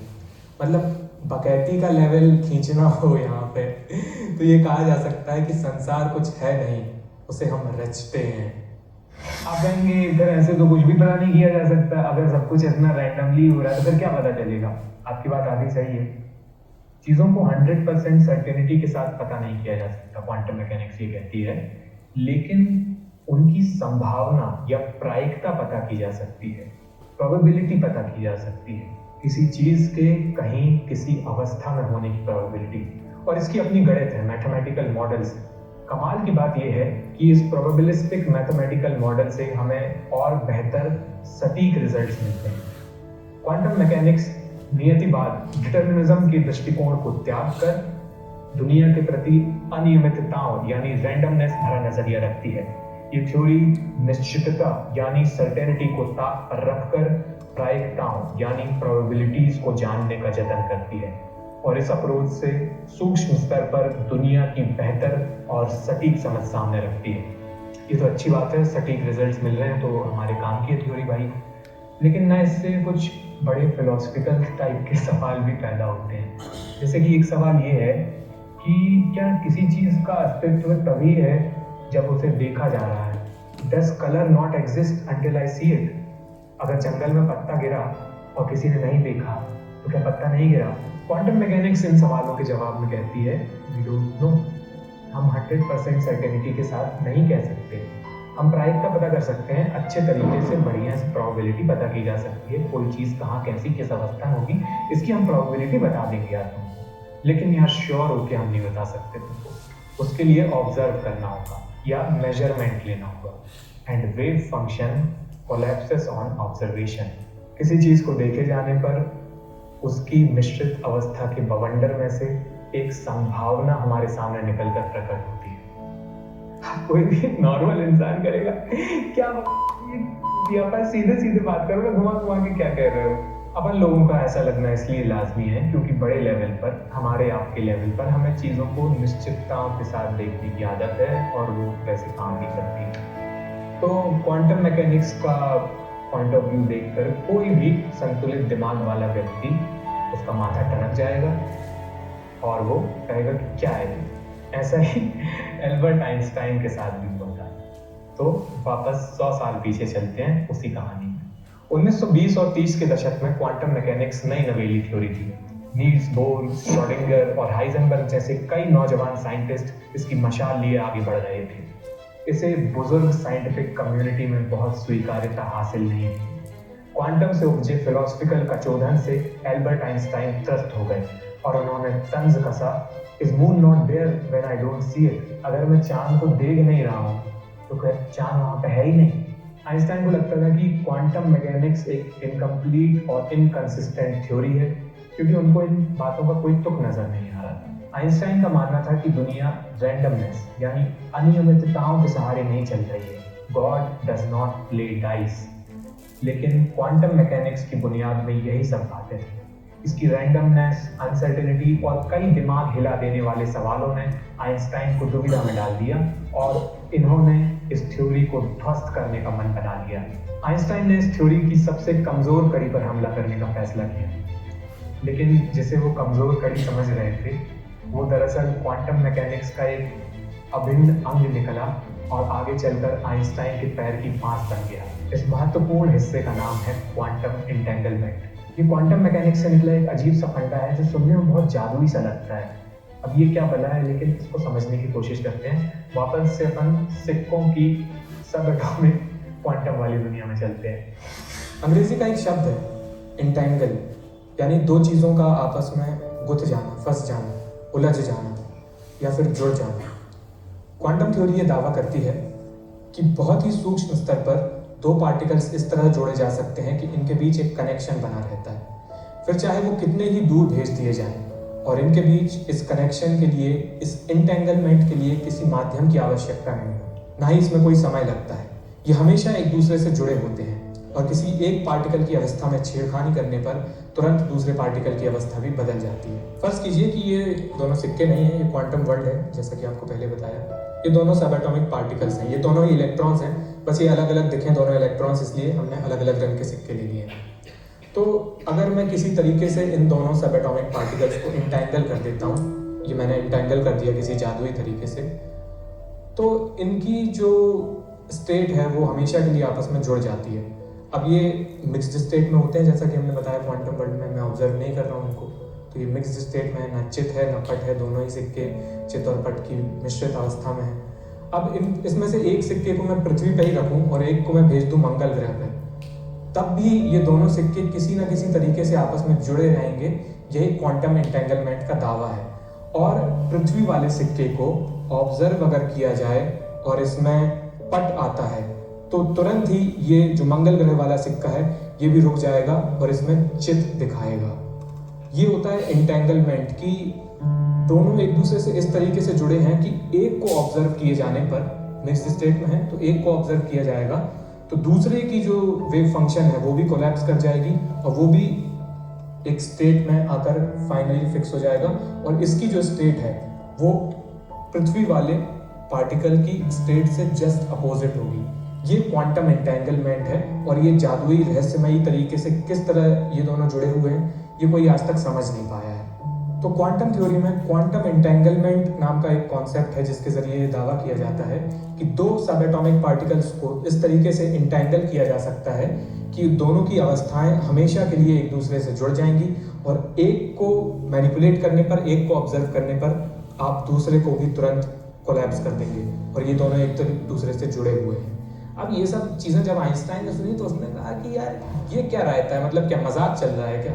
दरअसल आइंस्टाइन की थ्योरी से ये बात निकल कर आती है कि ब्रह्मांड में कोई भी चीज, इंफॉर्मेशन हो या कुछ भी हो, स्पीड ऑफ लाइट से फास्ट ट्रेवल नहीं कर सकती। फिर सवाल उठता है कि क्वांटम एंटेंगलमेंट के जरिए इंस्टेंटेनियसली, तुरंत बिना कोई टाइम लिए इंफॉर्मेशन यहाँ से वहां कैसे जा रही है। पृथ्वी और मंगल के दो पार्टिकल्स प्रकाश की गति से तेज संवाद कैसे कर सकते हैं। ये जायज सवाल भी है क्योंकि आज तक वैज्ञानिक इस बात पर सहमत हैं कि स्पीड ऑफ लाइट से ज्यादा तेज कोई चीज ट्रैवल नहीं कर सकती। प्रकाश की गति से तेज कुछ भी नहीं हो सकता।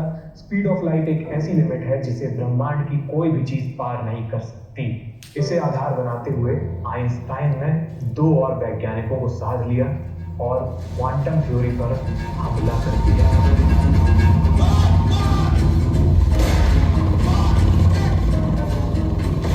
1930 के दशक में ये तीनों मिलकर एक पेपर प्रकाशित करते हैं जो आगे चलकर EPR पैराडॉक्स के नाम से मशहूर हुआ। इन्होंने दावा किया कि मौजूदा क्वांटम थ्योरी फिजिक्स के बुनियादी सिद्धांतों को ब्रेक करती है, जो कि मुमकिन नहीं है। इसलिए ये एक इनकम्प्लीट और इनकंसिस्टेंट थ्योरी है, यानी ये दुनिया को लेकर एक अधूरी समझ है। क्वांटम एंटेंगलमेंट को आइंस्टाइन ने spooky action at a distance कहा। दरअसल आइंस्टाइन ना CID के ACP बन गए थे। आइंस्टाइन ने हिडन वेरिएबल्स का जिक्र किया। उनका मानना था कि कुछ ऐसी चीजें हैं जो अभी हमें पता नहीं है, अभी दिख नहीं रही है। प्रकृति तो सर्टेनिटी और डिटर्मिनिज्म के साथ ही चलती है, निश्चितता और नियतिवाद। इसलिए आइंस्टाइन ने क्वांटम मैकेनिक्स की अनसर्टेनिटी और रैंडमनेस पर निशाना साधते हुए कहा था, God does not play dice. ईश्वर बैठकर पासे नहीं फेंक रहा है कि रैंडमनेस होगी। कुछ हिडन वेरिएबल्स हैं जो अभी हमारी समझ में नहीं आ रहे हैं। जैसे इंटेंगलमेंट वाले केस में कुछ ट्रिक्स होंगी, पहले से कुछ सेटिंग रही होगी, तभी तो मतलब एक जो सब एटॉमिक पार्टिकल है वो दूसरे का विपरीत रिजल्ट दे रहा है, तभी तो एक सिक्के में चित आ रहा है तो दूसरे में पट्ट आ रहा है। कुछ हिडन सेटिंग है जो अपन को दिख नहीं रही है, ऐसा आइंस्टाइन ने कहा। दूसरी तरफ क्वांटम मैकेनिक्स से कहती है कि यार नहीं है, कोई हिडन वेरिएबल नहीं, रैंडमनेस। एक सिक्के का कोई भी रैंडम ऑब्जर्वेशन दूसरे सिक्के को उसके उलट ही गिराएगा, इसमें कोई छुपी ट्रिक नहीं है। ये रैंडमनेस है, अनियमितता है, और ये तो किसी तरह से आपस में कनेक्टेड हैं, चाहे वो कितनी भी दूरी पर हो। इस सवाल पर क्वांटम मैकेनिक्स और क्लासिकल फिजिक्स के बीच में तलवारें खिंच गईं। ये बड़ा सवाल था जिसका हल तब के विज्ञान और वैज्ञानिकों को नजर नहीं आ रहा था। फिर ना जिसका हल नहीं समझ में आता ना, उसका लोग लोड लेना बंद कर देते हैं। तो वैज्ञानिकों ने भी इस चीज का लोड लेना बंद कर दिया। द्वितीय विश्व युद्ध शुरू हो गया। युद्ध के बाद साइंस को आधुनिकता के बाजार में जकड़ लिया और किसी के पास इन फालतू सवालों के लिए टाइम नहीं था। फिर 1955 में आइंस्टाइन की मौत हो जाती है और EPR पैराडॉक्स एक कचोदन बनकर रह जाता है। लेकिन 1950 के दशक में ये बात क्लियरली दिख रही थी कि क्वांटम मैकेनिक्स के कैलकुलेशन पर चीजों के सटीक नतीजे निकल कर आते हैं। इसकी मदद से कई क्रांतिकारी आविष्कार हुए जिनसे हमारी दुनिया हमेशा के लिए बदल गई। क्वांटम मैकेनिक्स दुनिया को बारीकी से समझने का बेहतर तरीका बनने लगी और कुछ स्पेसिफिक बारीक चीजों के लिए इसका इस्तेमाल किया जाने लगा। अधिकतर वैज्ञानिक सर झुकाकर बिना ज्यादा सवाल किए काम करते थे और अपने काम के हिसाब से क्वांटम मैकेनिक्स को यूज करते। लेकिन कुछ सरफिरे वैज्ञानिक थे जिनके मन में सवाल अब भी खटक रहा था और उन्होंने इस दशकों पुराने सवाल को, इस दशकों पुरानी बहस को दोबारा कुरेदने की कोशिश की। इस बार जगह थी पार्टिकल फिजिक्स का गढ़ माने जाने वाली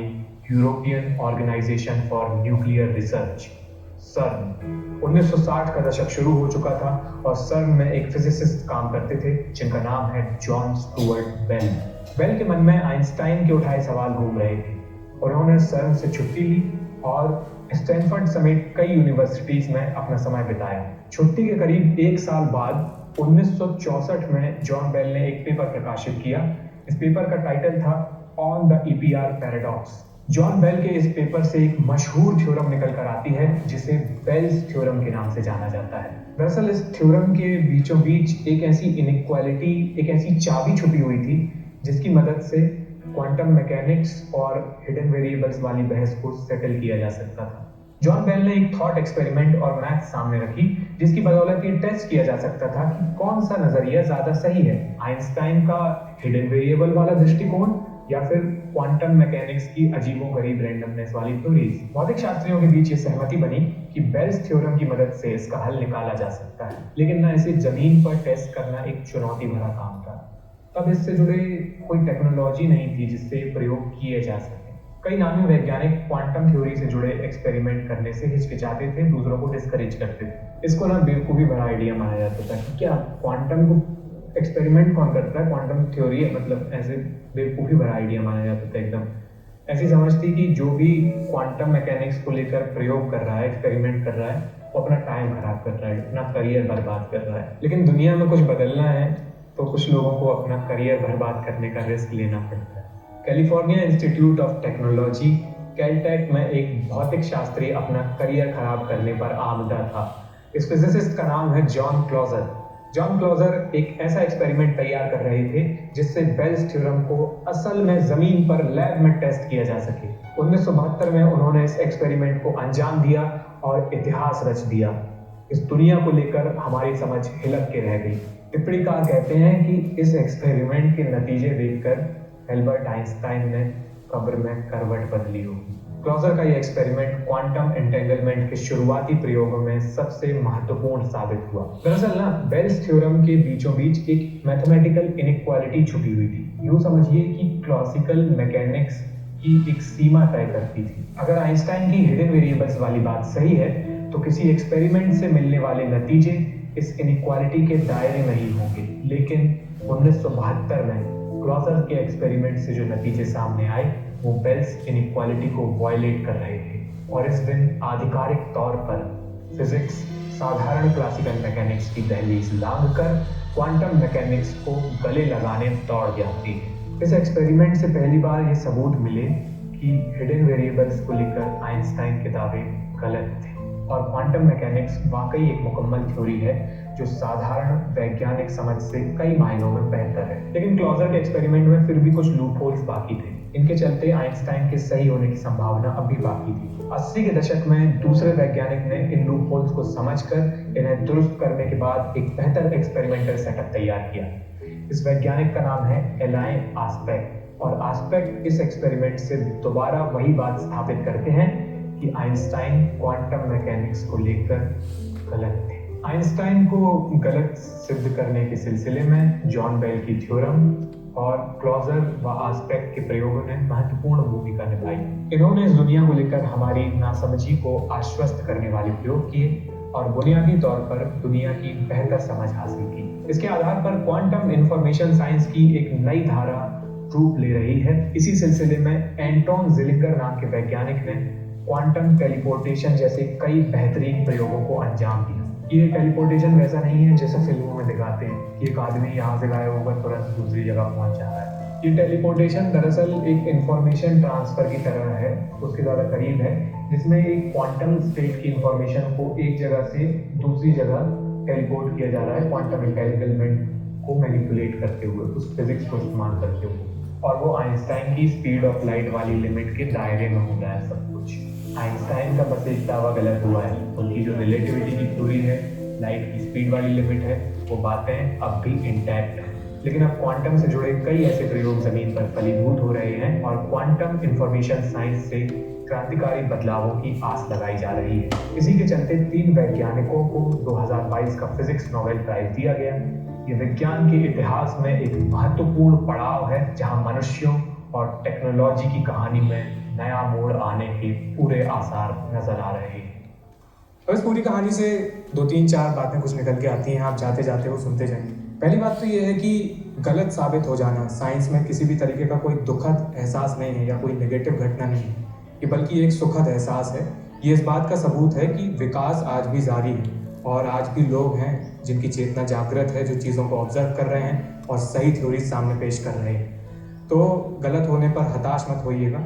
और एक चीज़ गलत साबित हो जाने से किसी आदमी का पूरा वजूद ही खत्म नहीं हो जाता है। मतलब एक छोटी सी चीज़ थी, एल्बर्ट आइंस्टाइन एक बहुत बड़ा नाम है, बहुत बड़ी विरासत है उनके काम की, और वो किसी भी तरीके से खत्म नहीं होती या उसको कोई डैमेज नहीं पहुंचता है। जाहिर सी बात है, कोई इंसान बहुत सारी बातें बताएगा, हर चीज़ पर अपना व्यू रखेगा, तो उसकी कुछ एक बातें गलत होंगी और उन्हें आगे वाले लोग देखेंगे, उन्हें सुधारेंगे।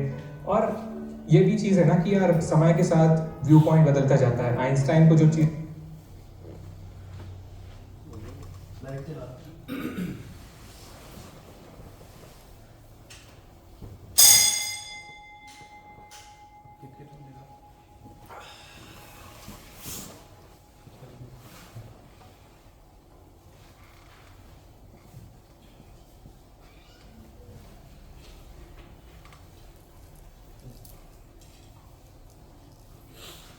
सब ये इधर ही है। इधर ही है, फिर वो देख नहीं पाएंगे। यहाँ ऐसे टेढ़ा कर देंगे। ये दोनों वीडियो आप सबने देख ली। मैंने आप सबको समझाया कि इसमें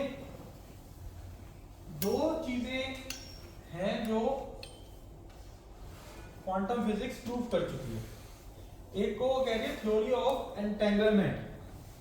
एंटेंगलमेंट का मतलब बता दिया आपको मैंने कि अगर दो चीजें आपस में कभी जुड़ी हुई हैं, ठीक है, तो वो 1 लाख बिलियन ईयर, चाहे स्पेस। साल 1999 की बात है। 20वीं सदी खत्म होने को थी और टाइम मैगजीन को एक आज थी सदी का सबसे प्रभावशाली चेहरा। उन्हें एक व्यक्ति को चुनकर उसे पर्सन ऑफ द सेंचुरी का खिताब देना था। ये जो दोनों वीडियो थी, इसका सबसे पहला आपको बताने का मतलब ये है कि फ्रॉम टुडे ऑनवर्ड्स अगर हम प्रैक्टिकल हैं, अगर माया में जीना चाहते हो तो ठीक है, बट ये दोनों थ्योरी ये बताती है कि जो बात मैं कह रहा हूं वो बात प्रैक्टिकल है, ठीक है। प्रैक्टिकल मतलब जिसको प्रूफ किया जा सके, तो ये प्रूफ हो चुकी है। तो देयर आर दो चीजें हैं, एक थ्योरी को कहते हैं थ्योरी ऑफ एंटेंगलमेंट, और दूसरी चीज जो उन्होंने प्रूफ करी थी वो उसको कहते हैं डबल स्लिट एक्सपेरिमेंट।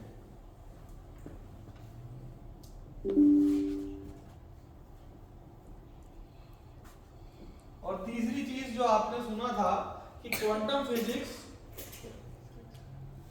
और वेदांत, जो क्वांटम फिजिक्स है डबल स्लिट एक्सपेरिमेंट में आपको ये बताया जाएगा, वो कहती है कि ऑब्जर्वर की वजह से चीजों में फर्क आता है, और वेदांत इस ऑब्जर्वर को कहता है साक्षी या ब्राह्मण। तो एक्चुअली में कहा जाता है कि ब्राह्मण सबसे ऊपर होते हैं, वो नहीं जो अपने नाम के पीछे शर्मा लगाते हैं, वो लगाने लगे।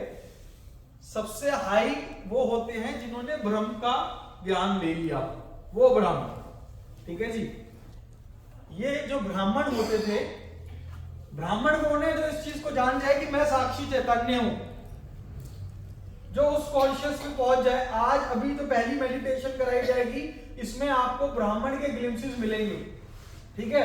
अब आप में और एक वो वाले ब्राह्मण की बात नहीं कर रहा, जो हमारी नजर में ब्राह्मण है, जो ये जानता है कि अहम ब्रह्मास्मि, उसमें बस इंटेंसिटी का फर्क रहेगा कि आपने एक चीज को एक बार कर लिया और वो उस चीज के होश में रहता है। एक बार करवाना मेरा काम है, होश में रहना आपका काम है, वो कोई फोर्स नहीं किया जा सकता। सिर्फ ये 1.5 घंटे की जो क्लास है, इसका बेस इसलिए बनाया गया ताकि आप सबको ये पता चल सके कि आप जो काम, जो चीज आज कर रहे हैं और जो सुन रहे हैं, वो 100% प्रैक्टिकल है। इसमें कोई भी ऐसी चीज नहीं है जो अनप्रैक्टिकल रही हो। तो दो चीजें हैं, पहली आपने सुना एंटेंगलमेंट। एंटेंगलमेंट के बारे में आपने क्या सुना कि एंटेंगलमेंट का मतलब कि अगर कोई 1 बिलियन ईयर, 1 बिलियन ईयर मतलब 100, 1 बिलियन मतलब 100 करोड़ हो गए ना, 100 करोड़ साल, 1 बिलियन लाइट ईयर दूर अगर कोई चीज है, तो भी उसमें एक पे अगर काम हो तो दूसरे पे काम इंस्टेंट होता है।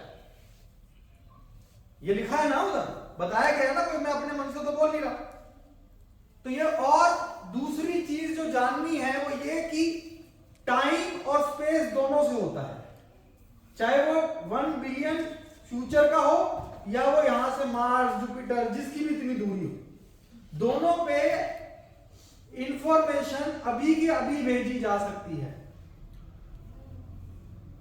ये मैं क्यों बार बार बोल रहा हूं?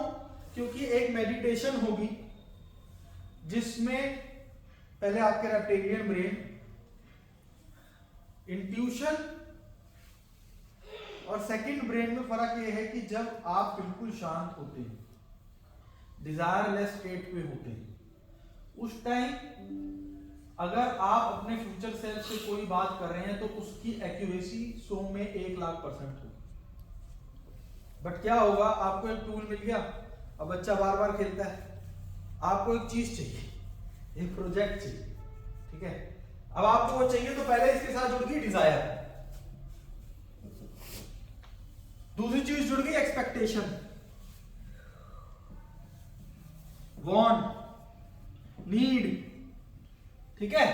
अब ये जो सारे विचार पैदा कर रहे हैं, अगर इसके बाद देखोगे तो वो फ्यूचर सेल्फ से आप ना ले रहे हो ना दे रहे हो, आप समझे। तो ये एक ऐसा हथियार है जिसको जब बिल्कुल स्थिर हो जाए, जैसे बहुत से लोगों को आजकल एक शब्द यूज हो गया है कि मेरे को इंट्यूशन आ रही है, और वो होती नेगेटिव है, और मैं उनको समझा के थक गई कि तुम्हारी इंट्यूशन नहीं है, ये तुम्हारा रेप्टिलियन ब्रेन बकबक कर रहा है और तुम उसको समझ नहीं पा रहे। फर्क क्या है, दो वॉइस है, फर्स्ट वॉइस है, एक सेकंड वॉइस है। जो फर्स्ट वॉइस से कनेक्ट हो गया, कॉस्मिक कॉन्शियसनेस नाम की बुक है जिसमें एक सेंचुरी के अंदर जिसने सबसे ज्यादा तरक्की करी उसके बारे में बताया गया कि वो फर्स्ट वॉइस से किसी ना किसी तरीके से जुड़ा हुआ था। अगर आज अभी ये सेकंड वीडियो, अभी जो एक और वीडियो 5 मिनट की है वो सुनाऊंगा, उसमें वो बोलेगी कि मैंने जितने भी सक्सेसफुल लोगों से बात करा वो फर्स्ट वॉइस से जुड़े हुए थे, और सेकंड वॉइस से मतलब 98% लोग, अगर कोई आदमी जिम जा रहा है उसमें 2% सक्सेसफुल है, कोई बिजनेस कर रहा है उसमें 2% सक्सेसफुल है, रिलेशनशिप उसमें कुछ परसेंट लोग सक्सेसफुल हैं। जो अनसक्सेसफुल लोग हैं वो कौन है, वो अनसक्सेसफुल लोग वो हैं जो अपनी सेकंड वॉइस की कमांड, उस सेकंड वॉइस को जीतने पे गौतम बुद्धा जी, काशी जी बता पाएंगे कि मायरा करके वो शब्द यूज करते हैं जिसको गुरु नानक जी मन कहते हैं मन जीते जग जीत। तो मायरा आया था, कहते हैं कलयुग, गुरु नानक जी के पास भी कलयुग आया था, ठीक है ना। तो वो सेकंड ब्रेन की मैनिफेस्टेशन थी। बेसिकली योर लाइफ दो ब्रेन से चल सकती है, इधर फ्रॉम योर फर्स्ट वॉइस और फ्रॉम योर सेकंड वॉइस। अगर बीमारी हो रही है तो बॉडी को लेके सेकंड ब्रेन ज्यादा एक्टिवेट है, अगर लाइफ में सक्सेस नहीं हो रही तो लाइफ में फाइनेंशियल सक्सेस नहीं हो रही तो पैसे को लेके सेकंड ब्रेन ज्यादा एक्टिव है। अगर रिलेशनशिप में सक्सेस नहीं मिल रही, मैं सबके साथ करता हूं, मेरे को धोखा मिलता है, हम भी उनमें से थे, ठीक है। तो सेकंड वॉइस ज्यादा एक्टिवेट है, कोई भी डायमेंशन हो वो दो वॉइस में आके समेट जाता है। क्यों? क्योंकि असलियत ये है कि आप तो एक एनर्जी हो, तो ऐसा क्या नुकसान होगा इस शरीर के अंदर जो असलियत में एक एनर्जी है कि एक आदमी रॉकेट्स की स्पीड से कोई भी लाइफ की सक्सेस को पा रहा है और दूसरा आदमी नहीं उस स्पीड से पा रहा। और मैं किसी एक डायमेंशन की बात नहीं कर रहा, लेट कम टू स्पिरिचुअलिटी। मेरे साथ के लोग मैं समझा के थक चुका हूं, फिर भी कहते हैं मंशू तू तो पूरा दिन लगा रहता है, हमारे को तो टाइम लगेगा। अरे मैं कह रहा हूं मत करो 5 मिनट भी ध्यान, कम से कम इस चीज पे आ जाओ कि अभी हो सकता है, क्योंकि हो तो चुका है, आप मान नहीं रहे। यू आर ऑलरेडी एनलाइटेंड परमात्मा।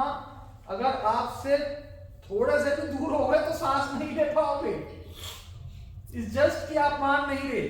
तो ये पूरी क्लास सिर्फ बिलीविंग पर है। 2 दिन की क्लास के अंदर हम सिर्फ सेकंड ब्रेन को समझेंगे कि ये सेकंड ब्रेन, मैं कोई 1-2 सेगमेंट समझाऊंगा, बाकी सेगमेंट कोई भी आपकी लाइफ का सेगमेंट हो जिस पे आप काम करना चाहते हो, कोई भी, तो आप समझ जाना कि क्या मैं सेकंड ब्रेन के चपट में तो नहीं। और आपको पता चलेगा कि यस ये वही है। फिर आदमी कहेगा मैं इस, अच्छा फिर दूसरी एक चीज जो मैं बताना नहीं चाहता बट सिर्फ 5% लोगों के साथ ऐसा होता है कि इस लाइफ में वो फर्स्ट ब्रेन को समझ रहे होते हैं, इस लाइफ में वो फर्स्ट ब्रेन की सुन रहे होते हैं, फिर भी उनको कष्ट आते हैं, वो प्रारब्ध है, बट वो सिर्फ 5% लोगों के साथ होते हैं। सारे के सारे अपने आप को 5% में मत समझ लेना, ठीक है। इसीलिए मैं ये प्रारब्ध वाली बात नहीं बताता, बट यस फिर पास्ट लाइफ में जाके दूसरी हीलिंग करवानी होती है, ठीक है। बट वो भी है तो आप ही की मैनिफेस्टेशन। अब सपोज करो कि कुछ ऐसा हो जाता कि आप कल क्या कर रहे हो आज भूल जाते, तो what is tomorrow for you? Tomorrow is your past life, क्योंकि आप भूल चुके हो, कल किया उसको भुगत रहे हो। अब गहलोत साहब महीने से रेस लगा रहे हैं, अब भूल गए हैं कि यार शरीर तो बड़ा एक्टिव है मेरा, वो पहचान नहीं पा रहे कि एक्टिव क्यों है। वो कह रहे एक्टिव है, उसको रीजन नहीं पता कि एक्टिव क्यों है, क्योंकि एक स्पैन ऑफ टाइम में कोई आदमी बचपन से साइंस में बहुत आगे हो जाता है, हम पढ़ाई में नहीं आगे हो पाए, अब समझ ही नहीं पाए। अब इस काम में हमारे को एक ग्लिम्स मिलने से आगे की बात पता चल जाती है, क्योंकि पता चला पास्ट में यही काम किया हुआ है। तो कोई आदमी बिना कुछ करे ही किसी एक चीज में अच्छा हो जाता है, क्योंकि उसने पास्ट में किया हुआ है, हम उसको लकी कह देते हैं, ठीक है। तो अब सीधा मेडिटेशन पे उतरते हैं। एक मेडिटेशन है जिससे आपको पता चलेगा कि यू आर द डूअर। किसी को वॉशरूम जाना है तो चले जाओ। फिर भी मैं एक बात और बता देता हूं कि आज की क्लास से हमने दो चीजों को समझा, एक एंटेंगलमेंट यानी टाइम और स्पेस से। अब किसी को डाउट है क्या कि फ्यूचर से इंफॉर्मेशन नहीं ली जा सकती? किसी को है तो पूछ लो, एनीवन लिए जा सकती है सब। तो यही सुदर्शन चक्र का काम था। ये पहली चीज इससे सिद्ध होती है एंटेंगलमेंट से। डबल स्लिट एक्सपेरिमेंट भी अभी में आएंगे, उससे पता चलेगा साक्षी चैतन्य के बारे में, ठीक है। इससे हम हीलिंग भी बता सकते हैं, जो टाइम और स्पेस और लोकेशन को यस। इससे एक बात और भी होती है कि कुछ लोग हमसे पूछते हैं, जैसे हम मेडिटेशन में बैठे हैं तो कोई कहता है कि मतलब तुम्हारे यहाँ बैठे बैठे, जैसे ताशी जी क्या करते हैं कि थाउजेंड्स ऑफ लोग मिलके ना मेडिटेट करते हैं, तो कुछ लोग क्वेश्चन पूछते हैं कि वहां पे कोई बंदा पूजा कर रहा है, इसका तुम्हारे पे क्या फर्क पड़ेगा? मैं नहीं कह रहा भाई, ये कह रहा है एंटेंगलमेंट। डिस्टेंस हीलिंग इसी से ही होती है, ठीक है। बट इसको लोगे कितना वो तुम्हारे पे डिपेंड है। इसको लोगे कितना वो परसीवर पे डिपेंडेंट है। ये क्वांटम फिजिक्स जब ये सेकंड वाला समझाया जाएगा, जब क्रिया योग समझाया जाएगा कि एक गंगा के अंदर एक बाल्टी भी जाती है, एक मग्गा भी जाता है, एक चम्मच भी जाती है। गंगा सबके लिए न्यूट्रल है, पर क्यों बाल्टी ज्यादा ले लेती है, क्यों डब्बा कम लेता है और क्यों चम्मच इतना सा ले पाता है? वो कहता है गंगा दे ही इतना रही है। तो देयर आर टू थिंग्स जो ऑटोबायोग्राफी ऑफ अ योगी में बताई गई थी। ऑटोबायोग्राफी ऑफ अ योगी,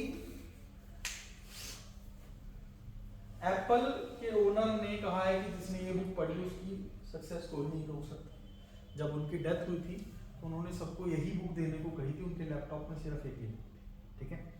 तो उसके अंदर एक चैप्टर आता है जिसमें एक सिद्ध पुरुष है बेंगलोर के, उस समय में वो ना बहुत पतले से थे, मतलब जितना पतला समझ सकते उतने पतले से थे, पर उनकी ये चीज फेमस थी कि वो टाइगर को भी कंट्रोल कर लेते थे, ठीक है। टाइगर को भी कंट्रोल कर लेते थे। तो वो उनसे मिलने गए, वो सिद्ध पुरुष थे, वो कड़ी चावल खा रहे थे।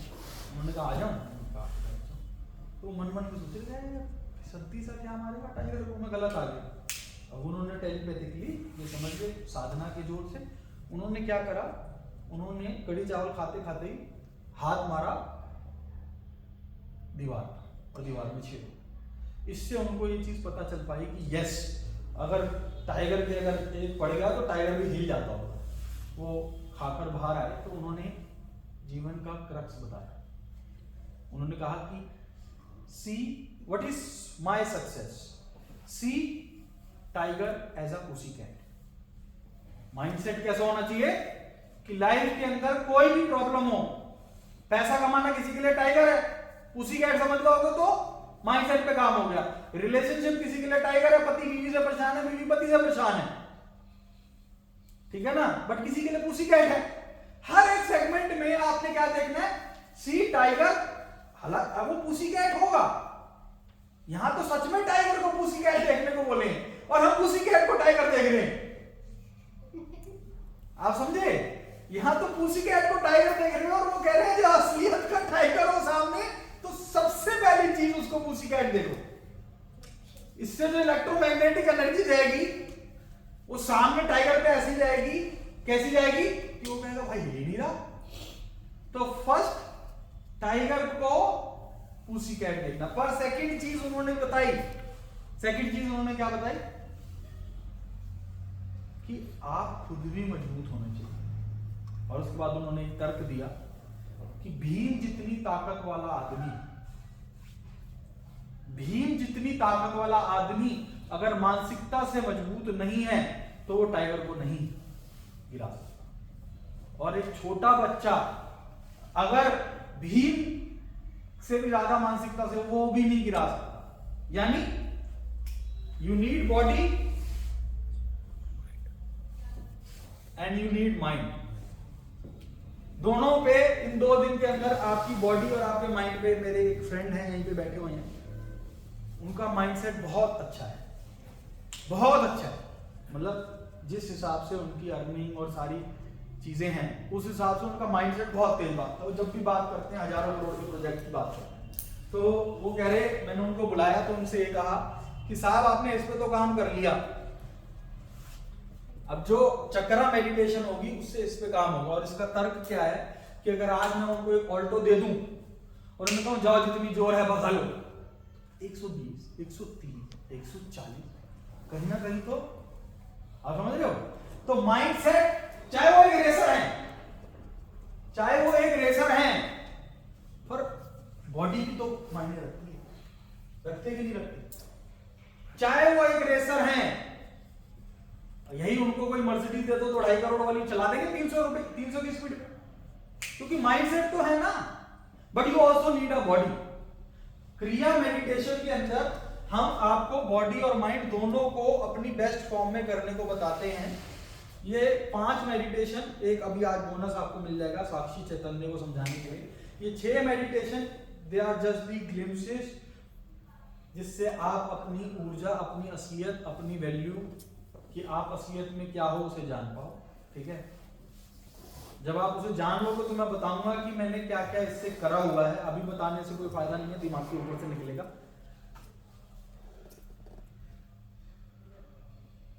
तो बस यही है, अब जिसको फ्रेश होना हो जाए, उसके बाद हम साक्षी चैतन्य की मेडिटेशन करेंगे। ठीक है ना। ये मेडिटेशन इसके अंदर नहीं थी, बट इस कॉन्सेप्ट को समझाने के लिए आपको मेडिटेशन होनी जरूरी है।